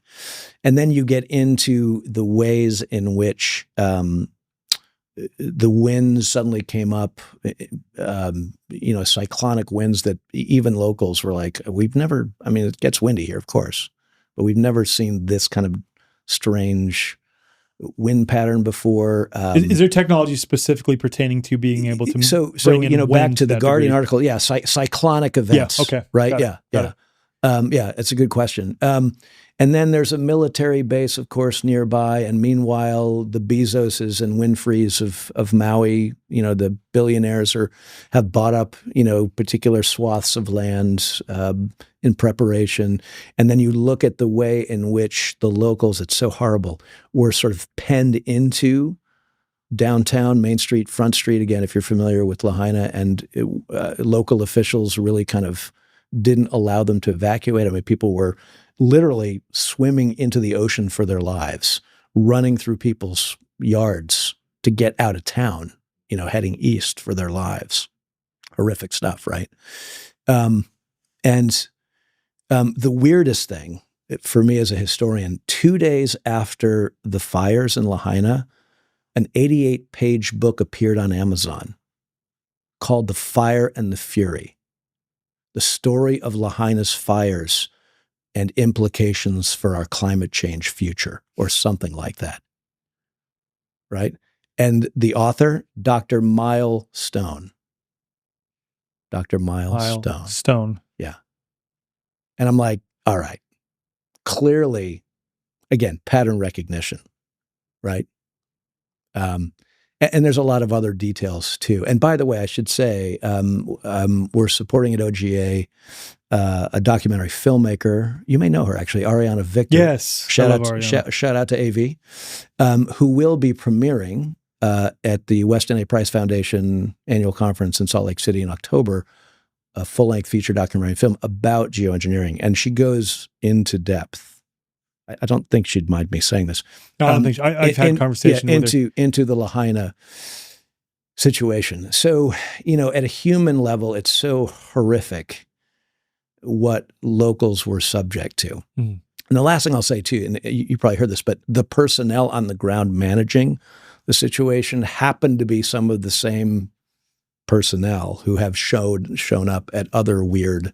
Right. Like the Las Vegas shooting. Correct. I think the police chief. Police chief, correct. Who also doubled, I think, as the coroner, which has never happened. So was able to control kind of information about the body count. Wow. Right. And then you look at the visuals, back to the blue roofs, you look at the visuals of Lahaina, and it's pretty clear that, a natural wildfire would not implode cars into metallic smoking hunks of metal while leaving a tree standing next to them. Melting glass. Yeah.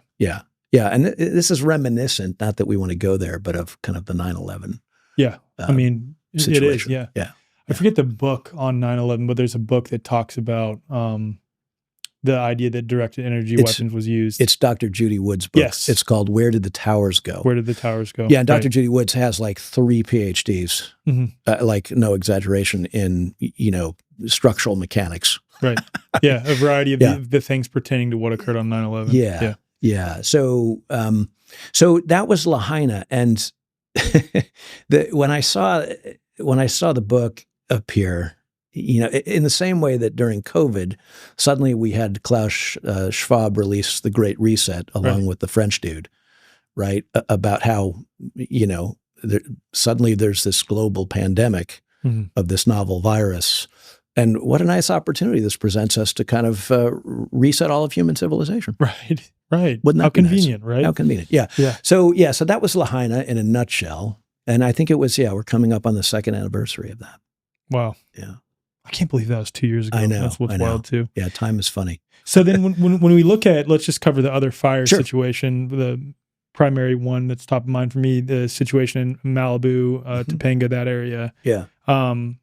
Same general narrative, or was there some? Well, yeah, I differences? think so. And I think it's still, it was only a few months ago, 6 months ago now. And I think there's still evidence emerging. But, big picture context, California has been ground zero for weather manipulation and climate modification for decades because of the way in which weather travels, prevailing from west, coming over the Pacific, hits California, Oregon, Washington first, comes across the country.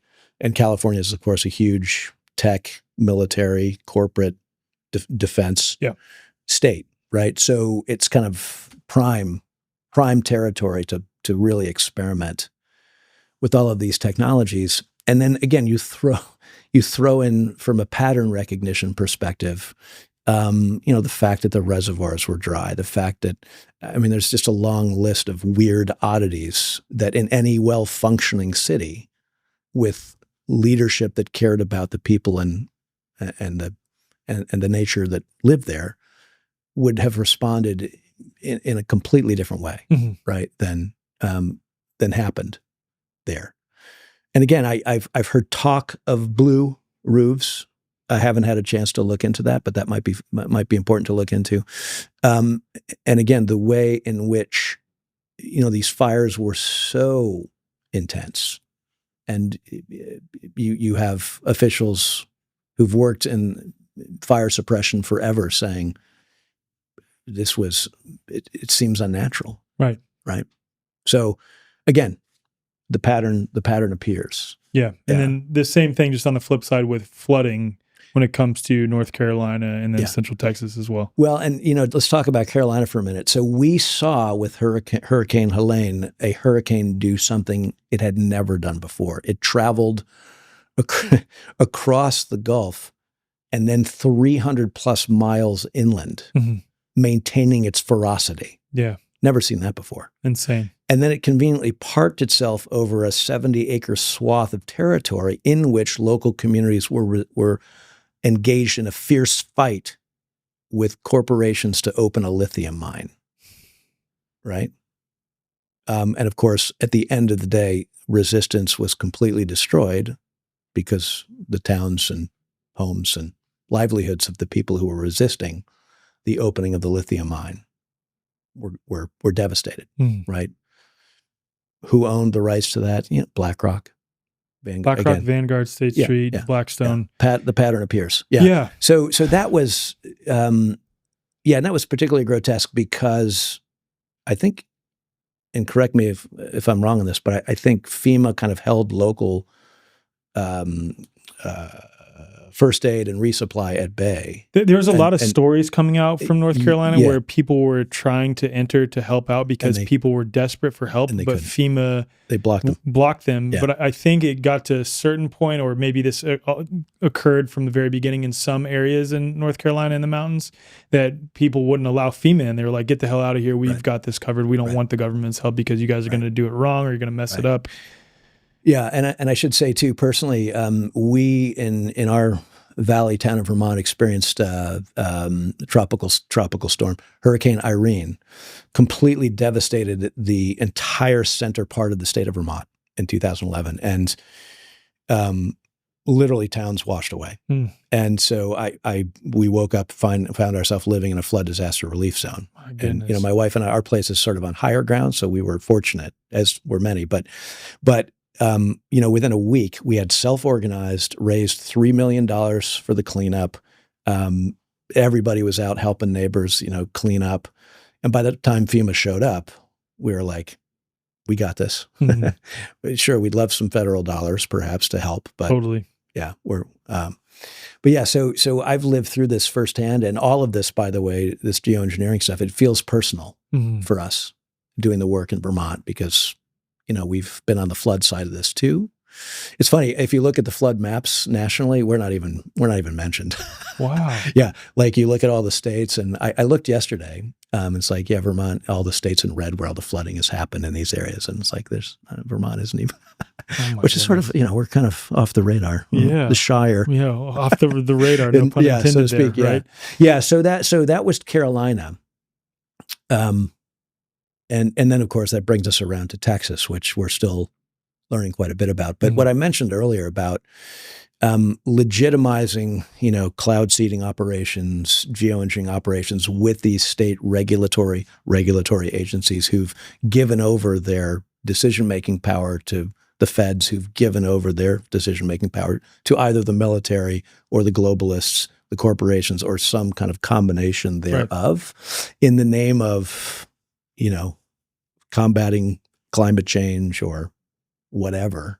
What's so wild about all this, though, is when you look at these four situations, to the unassuming person, to the individual who's not looked into any of this stuff, would lend credence to the idea that the climate is changing.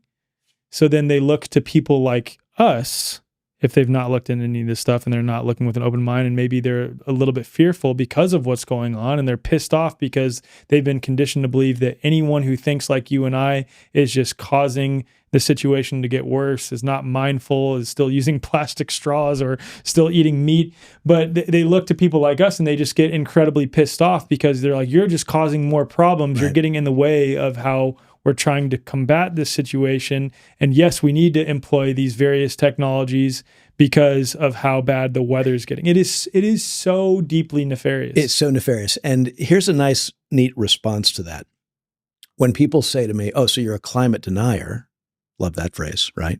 I don't even know what that means, climate denier, or a climate change denier. It's like, oh no, climate change is real. Climate change is happening, but not for the reasons you may think. Mm-hmm. Right? It's not about an excess of carbon dioxide. It's about ongoing weather manipulation and climate modification, geoengineering initiatives that have been underway for decades that are altering the face of your community and large swaths of the planet, as you said earlier, temporarily, because nature will win and Team Human will win, right? We'll beat these. We'll beat this geoengineering thing, but it's a dogfight, right? So I think that's a nice response. It's like, oh no, climate change is real. It's happening. Let's maybe include in your analysis, you environmentalists, the impact of these large-scale geoengineering programs that have been underway in earnest for 25 years, but historically almost 100, starting with cloud seeding, because they are real.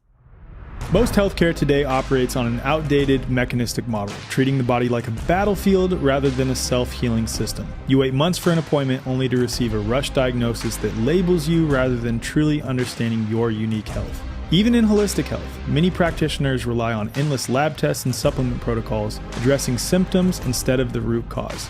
And the result? Another prescription or supplement regimen that merely suppresses or masks symptoms rather than facilitating true healing, whether the imbalance was physical, emotional, energetic, or a mix of all three. And that's why Dr. Tom Cowan co-founded the New Biology Clinic, to offer something radically different. As one of the most respected natural health doctors in the world, Dr. Cowan has spent decades challenging conventional medicine and advancing a deeper understanding of human biology, water, and natural health. His work isn't just about rejecting the mainstream, it's about offering a more truthful, biologically coherent approach for healing. The New Biology Clinic recognizes that health isn't about fighting disease, it's about restoring balance. You're not a diagnosis, you're an individual with a unique story, and healing should honor that. With virtual consultations available worldwide, the clinic offers a flat-rate monthly membership that gives you direct access to practitioners who take the time to actually listen. Members also get exclusive health live streams, a resource library, and live sessions covering everything from biofield tuning and breathwork to movement and meditation, all designed to support whole body healing. And if you're not ready for a membership, you can book a one-time appointment, sign up for an enrichment-only membership for the healing modalities alone, or schedule a free connection session with one of the care team members to see how the New Biology Clinic can help in your specific situation. This isn't about keeping you dependent on doctors. It's about making you sovereign over your health. Head to newbiologyclinic.com and use code THEWAYFORWARD, and that's spelled The Way, F-O-R-W-A-R-D, for $50 off account activation, or just head to the show notes for more info. If you're a member of The Way Forward, email hello@thewayforward.com for $150 off. Your body already knows how to heal, and New Biology Clinic helps you remember.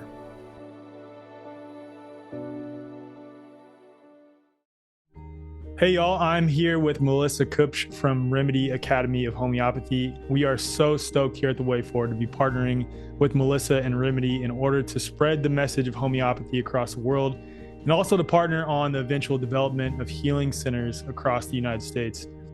People are pretty quickly coming to realize that frequency is the future of medicine.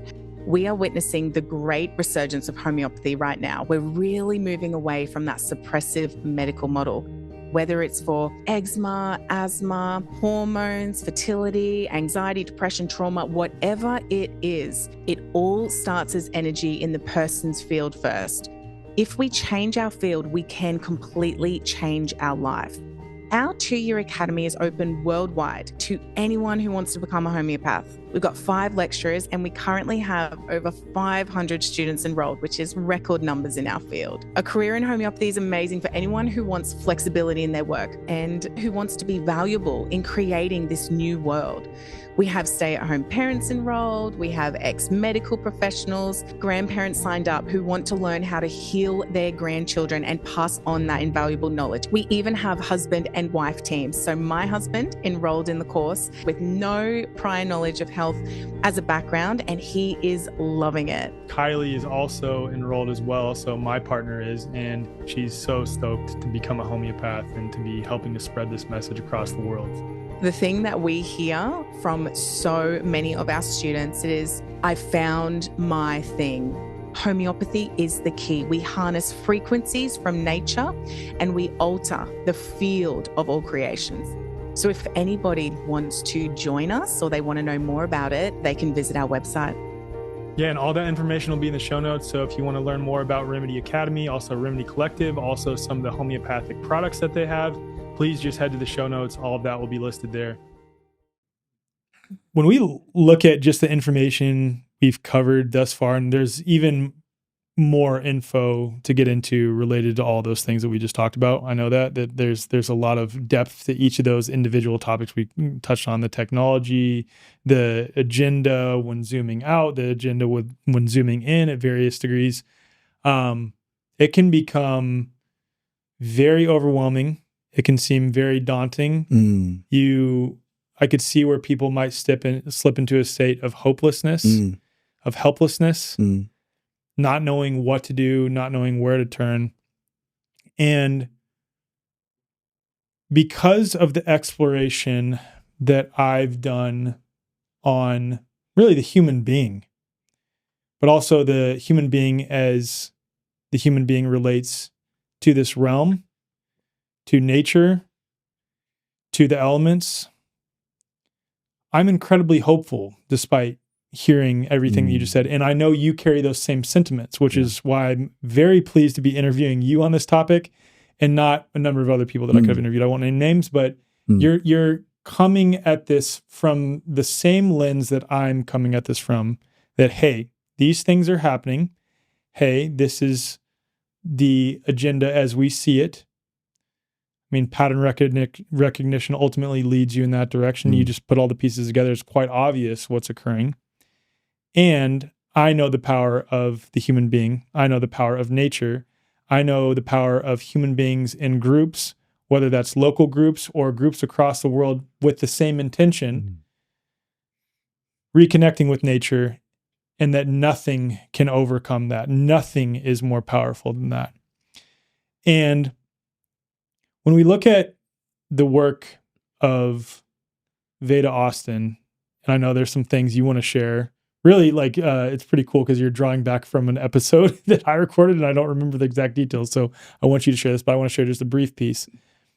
We look at the work of Veda Austin and many people that preceded her, Dr. Masaru Emoto, and so many other people who've worked with water. It's becoming pretty clear that water changes in its physical orientation based on our thought energy. And not only thought energy based on, drawings, based on songs, based on a variety of things, both physical and metaphysical, without even having those things that are physical touch water. Water literally changes in its physical orientation. And Veda has, I think, shown that pretty conclusively, that our thought energy has an impact on water. So, given the Maharishi effect and the various studies that have been done on that, where you get groups of human beings together, and they're specifically using transcendental meditation, but I don't think it's only exclusive to transcendental meditation. But nonetheless, you get groups of human beings together to meditate with a specific intention. And you look at some of these studies, for example, in Washington, D.C., a group of 4,000 people meditated over the course of a period of time. I don't remember the exact length of time, with the intention to lower the crime rate in Washington, D.C.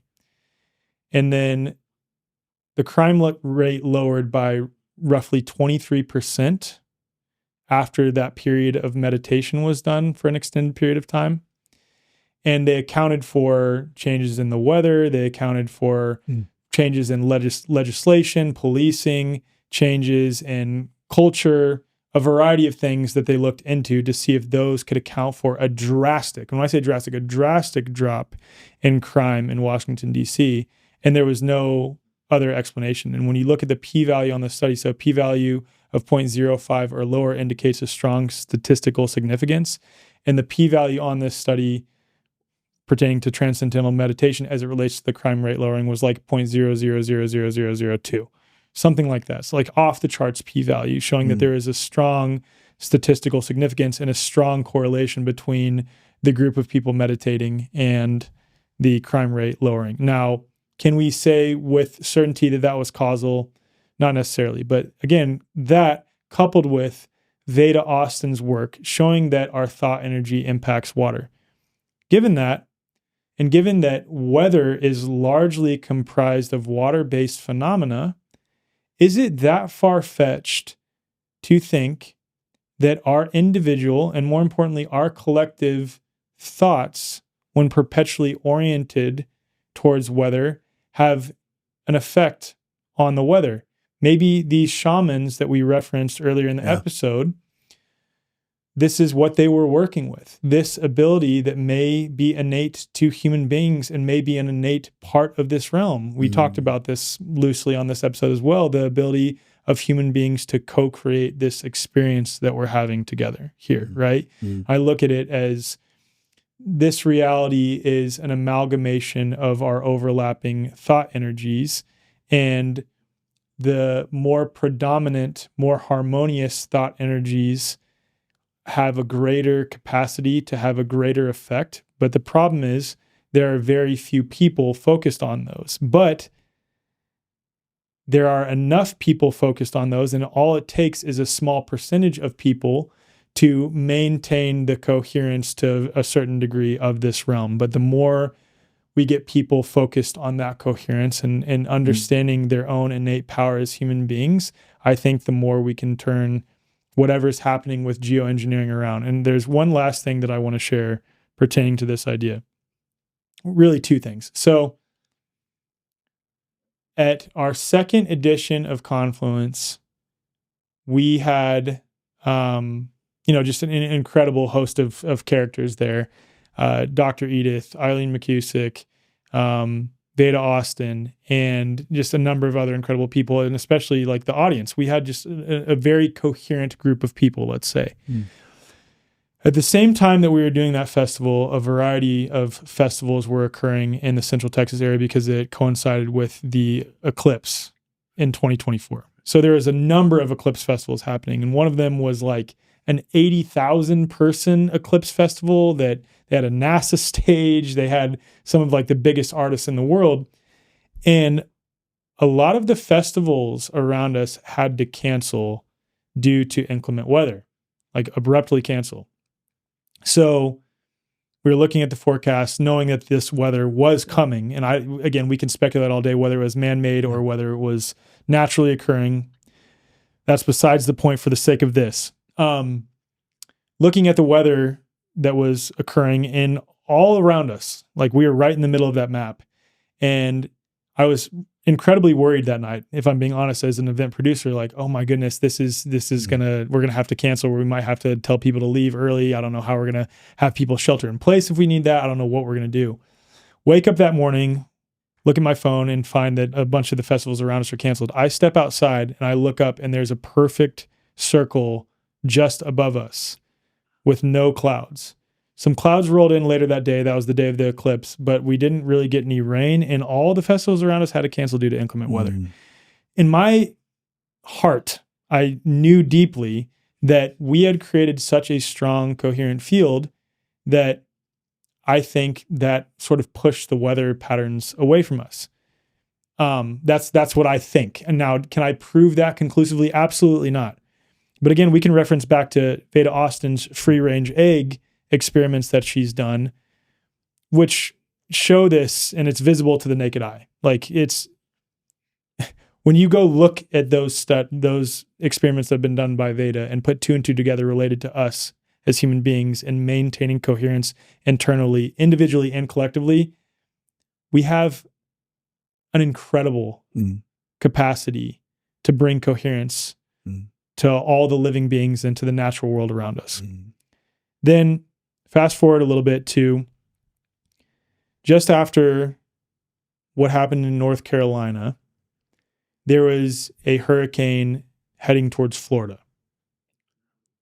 And it was projected to be, I think, a category, what are the levels? Category 5 hurricane? Yeah, this is Harvey. Yes, I think Harvey. I don't remember 100%, but I'm pretty sure it's Hurricane Harvey. It was just after Hurricane Helena. Yeah, it was October of last year. Yes. Yeah. And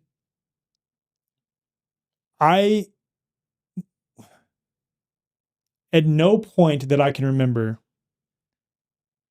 in my past had I seen so many people who, on one hand, were like, oh my God, we're watching this happen in real time. This hurricane is approaching. We saw what the devastation that just occurred in North Carolina, and we're seeing this hurricane slowly approach. We're seeing all the projections. What do we do? There's nothing that we can really do. And then a flip sort of switched. Or a switch. Let me say that again. I like that. A flip sort of. A switch flipped, but we can switch a flip. That's awesome, dude. A switch. I kind of like that too, because it makes sense. It's like a play on words there. But a switch sort of flipped in the hearts and minds of a variety of people, sort of all at once. This sort of effect happened where so many people became so sure of the power of prayer, of the power of intention, of the power of meditation. Just so sure of it, because I can, recall various times in history where some major disaster happens where people are brought to prayer, but it's prayer of desperation. It's prayer out of fear and helplessness. And I'm not saying there's anything wrong with that. But with this specific instance, with this hurricane heading towards Florida, so many people had this certainty, this just tremendous level of confidence and certainty that prayer works, that intention matters. And you saw groups spring up everywhere, gathering people together, whether in person or on Zoom or something else, to pray and meditate with the intention of bringing calm to this hurricane that was heading towards Florida. So many groups. And I was fortunate to participate and help lead one of those. And I'm not going to claim that we are the only ones that may have had an effect on this, nor that I'm certain with 100% certainty empirically that we had an effect on that.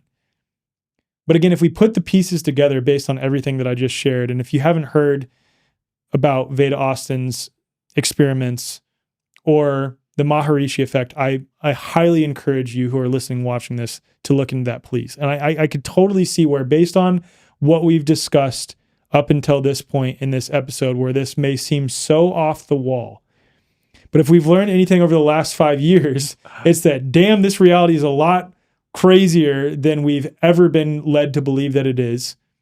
So please just go look into those things with an open mind.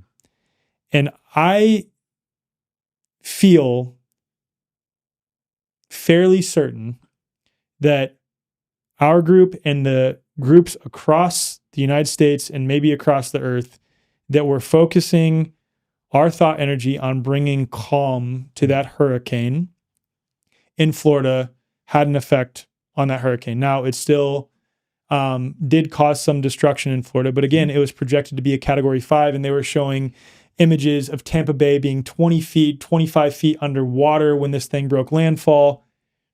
And the impact relative to that was negligible. Again, there was still some destruction. Some people's lives were impacted, of course, and my heart goes out to them. But the point that I'm getting at is, on the metaphysical side of things, I think this is one of the solutions that we can discuss as a viable solution to overcome this. And ultimately, us reconnecting with each other and with nature and coming into deep coherence, I think we can overcome so much more than we've been led to believe. So I know that was very long-winded. I'd love to hear your thoughts on that.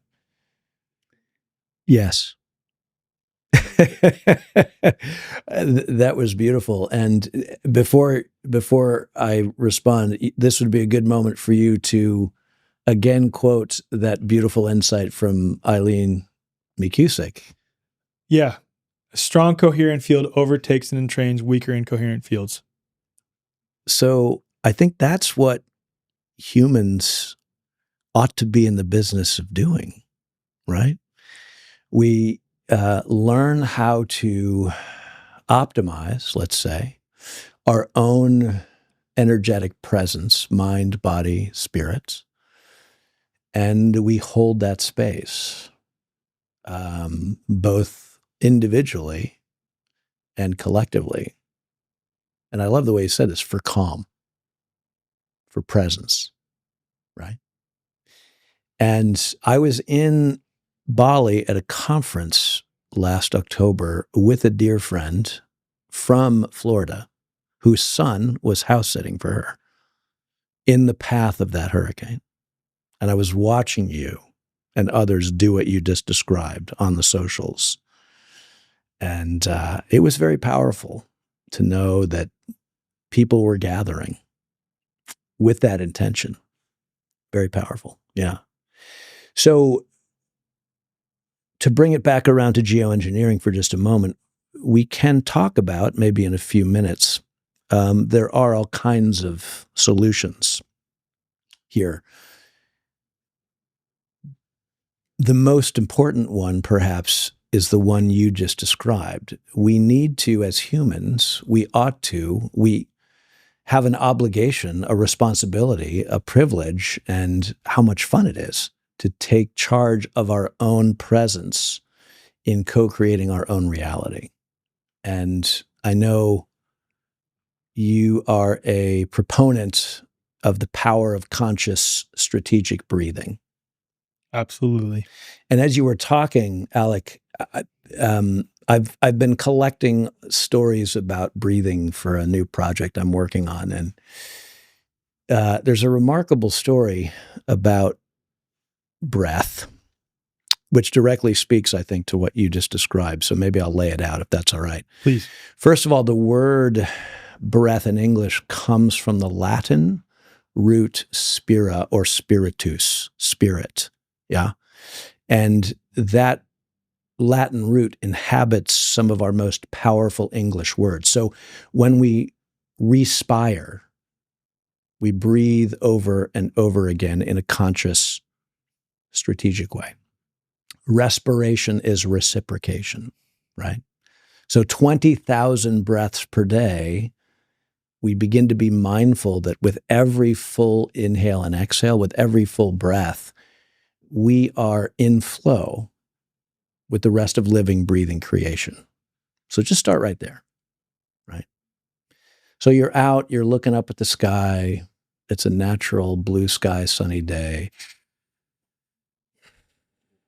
Wow, good to be alive, right? Or there's some artificial weather coming. All right, I'm going to breathe into that. Hold the space, yeah. When we aspiration, we breathe our way upward to a higher goal or vision for ourselves and our communities. That's what aspiration is, like looking at the root of the word. Breath is at the core, right? When we inspire, one another. You do this every episode of your podcast. To inspire literally means, Alec, to breathe good energy into another, or to be breathed into by another. Inspiration, it's a bit mysterious, right? We'll never fully understand it. That's okay, right? And my favorite, you'll like this one, a conspiracy. To conspire literally means to breathe together for strategic purpose. We've been sort of sold on the notion that a conspiracy is always a bad thing. Oh no. Like the way forward is a conspiracy, right? It's a group of people breathing together, and you're building this remarkable community of inquiry, right? It's so powerful. I've been following along, right? I feel like I'm a part of that community. You are. So our breathing consciously and strategically is in some ways our most fundamental, our most elemental, our most powerful life force. 5,400 mammals on the planet, we are the worst breathers in the realm, we humans. But the good news is we have the power to consciously and strategically relearn how to breathe, to do all these things that we just described. So breathing is our most fundamental, our most powerful, our most elemental life force as humans. And there's an old saying, I'm sure your audience is familiar, energy flows where focus goes. So to the power of intention, we have 20,000 breaths per day on average. Every breath is a gift. Every breath is an opportunity. Every breath is potential. We have 20,000 breaths per day, an opportunity to co-create the reality around us with intention, individually again, and in groups. And I have little doubt that what you described earlier is true. So we've learned from our study of the breath around the world that every religious tradition, every spiritual tradition, back to that word spira, spiritus, breath, we are spirited creatures, we humans. In every single religious and spiritual tradition, Eastern, Western, indigenous, there is at the core of that tradition a chant or a mantra or a song or a prayer that lasts precisely as long as what we call the perfect breath, which also goes by the name of coherence. Coherence breathing or resonant breathing. And it goes like this. We breathe in for 5.5 seconds, inhale. Exhale for 5.5 seconds. 5.5 breaths per minute. 5.5 liters of air moving through the body per minute.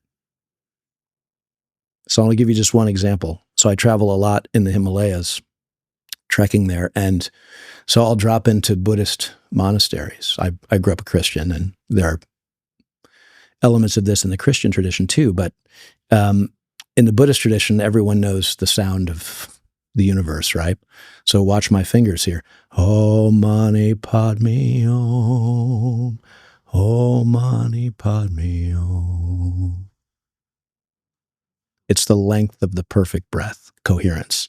So it's almost like, Alec, let me be conspiratorial for a minute. It's almost like every single religious and spiritual tradition, humans figured out eons ago the power of coherence, the breath, and baked it into every single religious and spiritual tradition around the world. And we've forgotten. But we're here to bring it back. Amen. Amen. And if we can hold space for the weather, and the climate is part of that, which we can, let's do that. Amen. Man. Yeah, I feel that here. Wow. Wow, wow, wow. Can I tell you something I learned from the very first podcast I listened? Please. So you and I both know Anna Rytort, Yeah. who lives in eastern Thailand amongst peasant farmers. She went there as a linguist and anthropologist to study the fakir, the peasants, who have their own indigenous tradition. And the fakir like to say that everything in the universe can be found in the human body.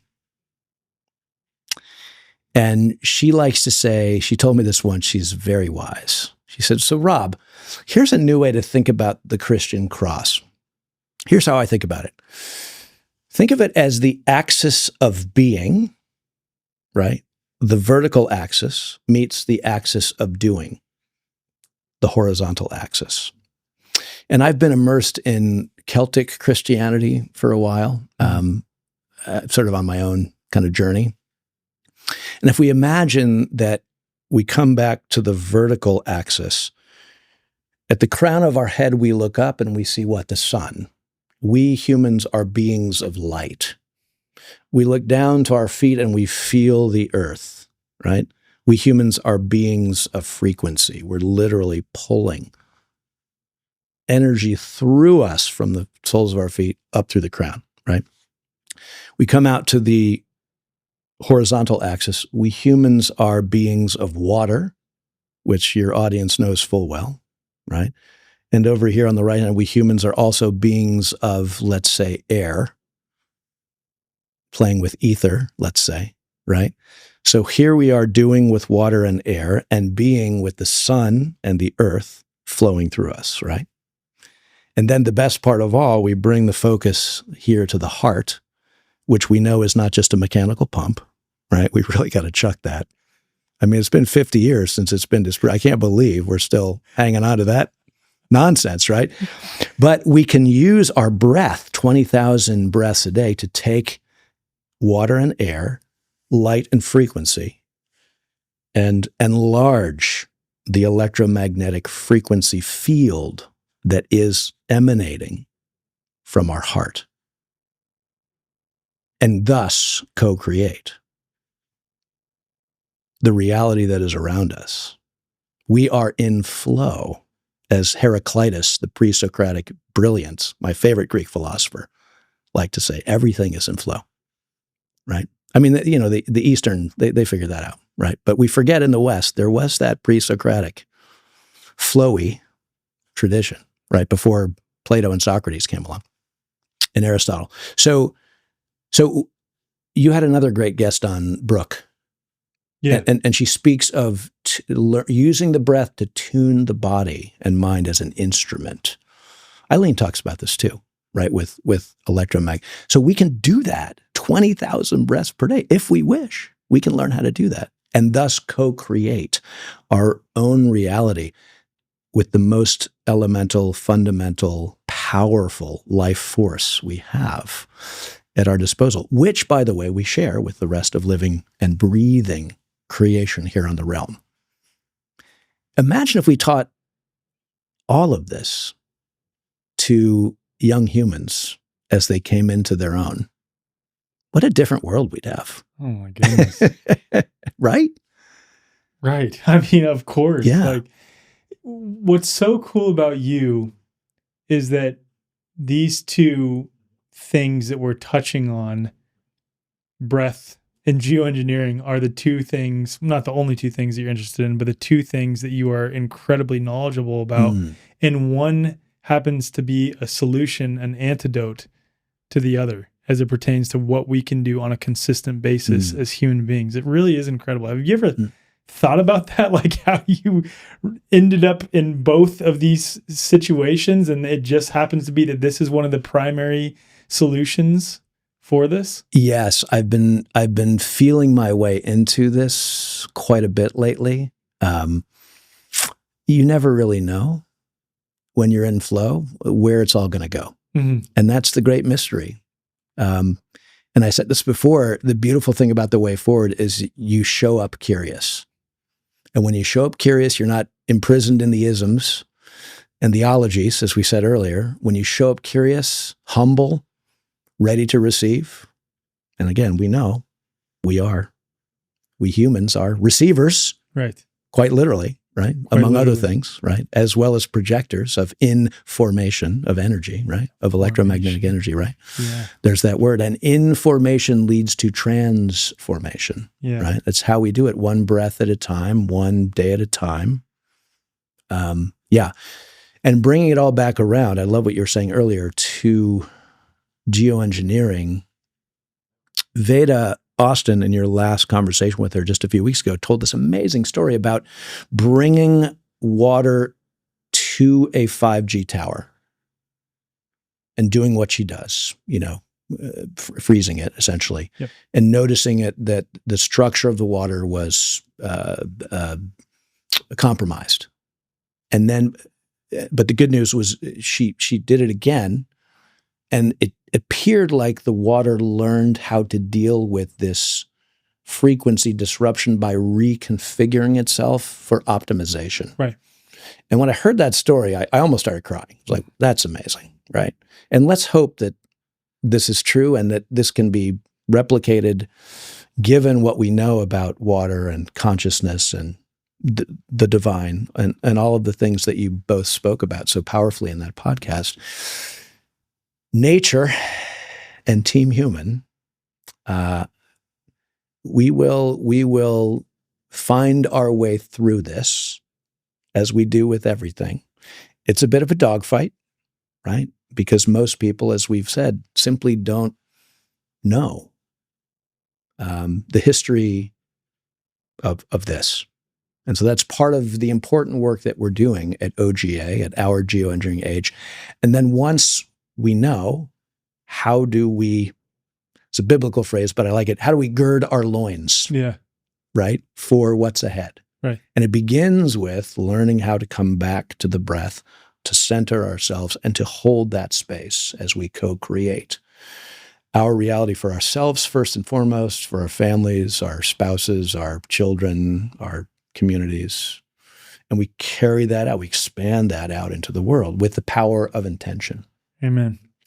And I think it's incredibly important to touch on that first, because I could see where the knee-jerk reaction to hearing something like this, and then especially for the very materialist person, of which I don't imagine there's a lot of people who listen to my podcast that are at this point, but for someone who may be coming across this and hearing like, what you're saying, breath is a solution? Yes, absolutely. That is the most important foundational piece. Connect with God, reconnect with nature, connect with yourself deeply through the breath, because that is what gives you life. Just like I love how breath ties back to spira, spirit, right? Spirit. And you can talk about from the Christian perspective, Inhale,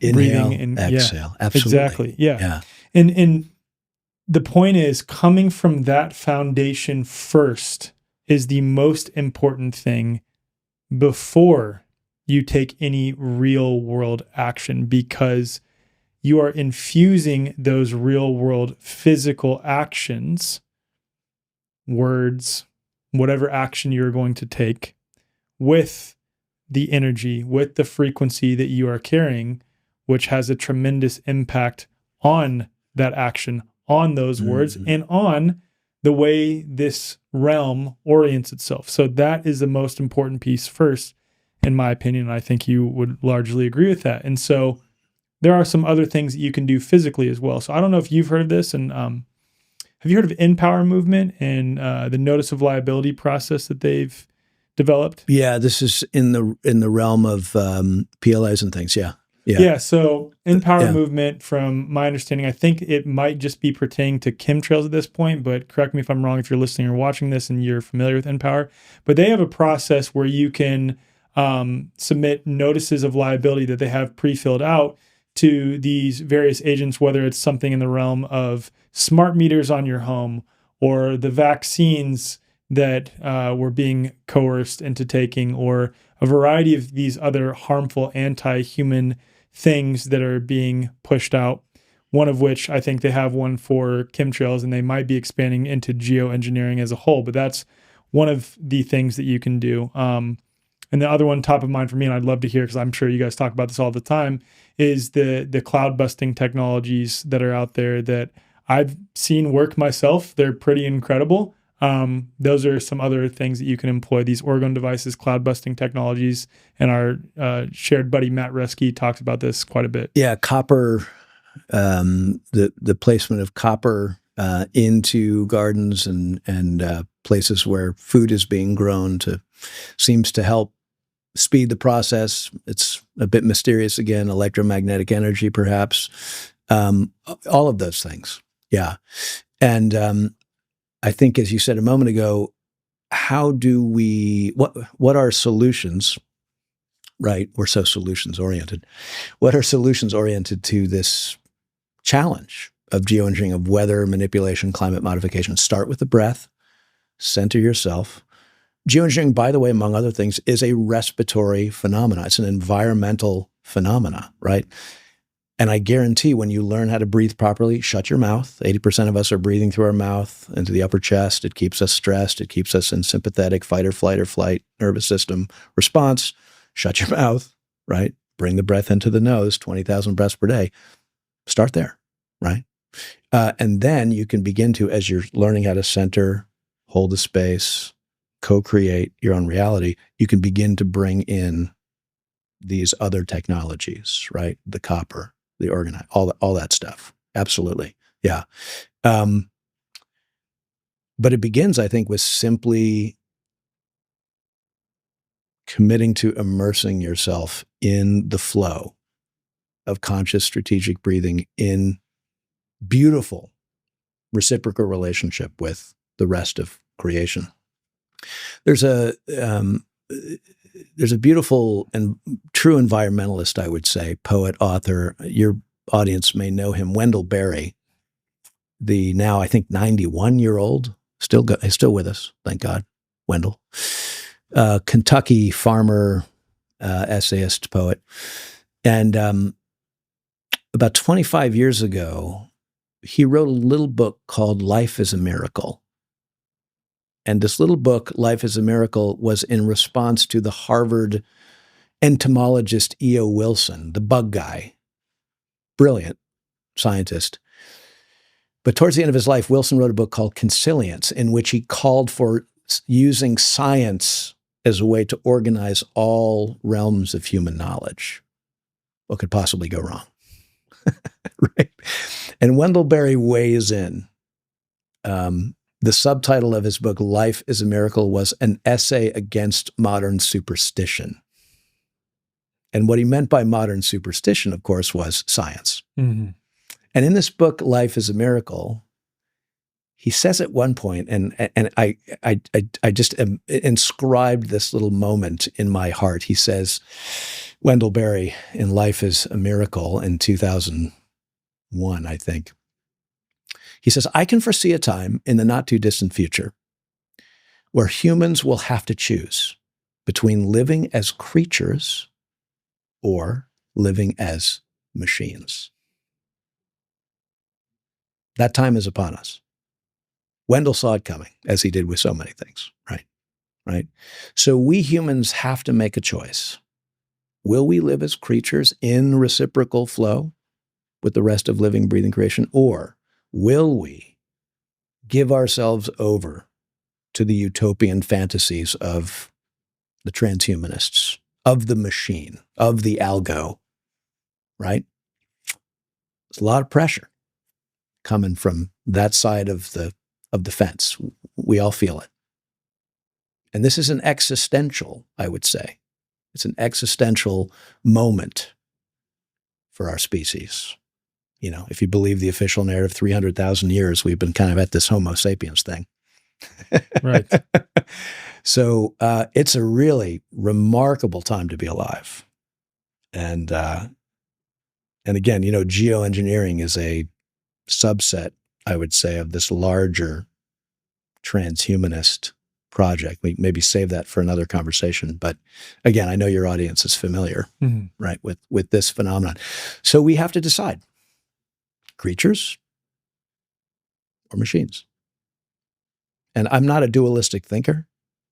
In fact, I run away from that notion. But I think in this instance, it's helpful because we can feel ourselves. We can feel that tug of war within ourselves. So true. Every day, right? When we engage the internet, when we turn on our phones, when we sit down with our screens, when we're surrounded by people who clearly are in that digital arena, right? Their digital twins are in play.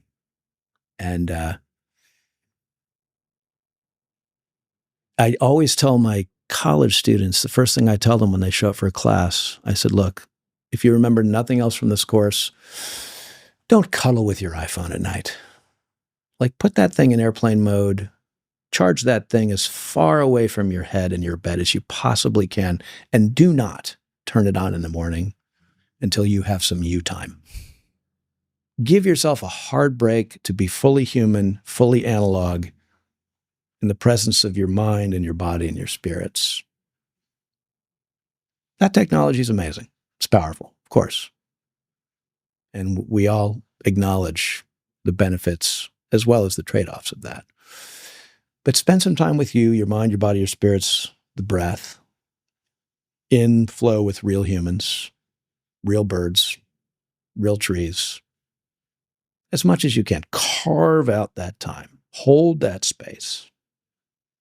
Because believe me, you're going to need that. You're going to need those skills and that presence of mind and body and spirits flowing forward. We all are. Amen. It's the way forward. It's the way forward. Amen. Man, I can't believe I'm saying this to describe this conversation, given the topic. This was a beautiful conversation. Beautiful.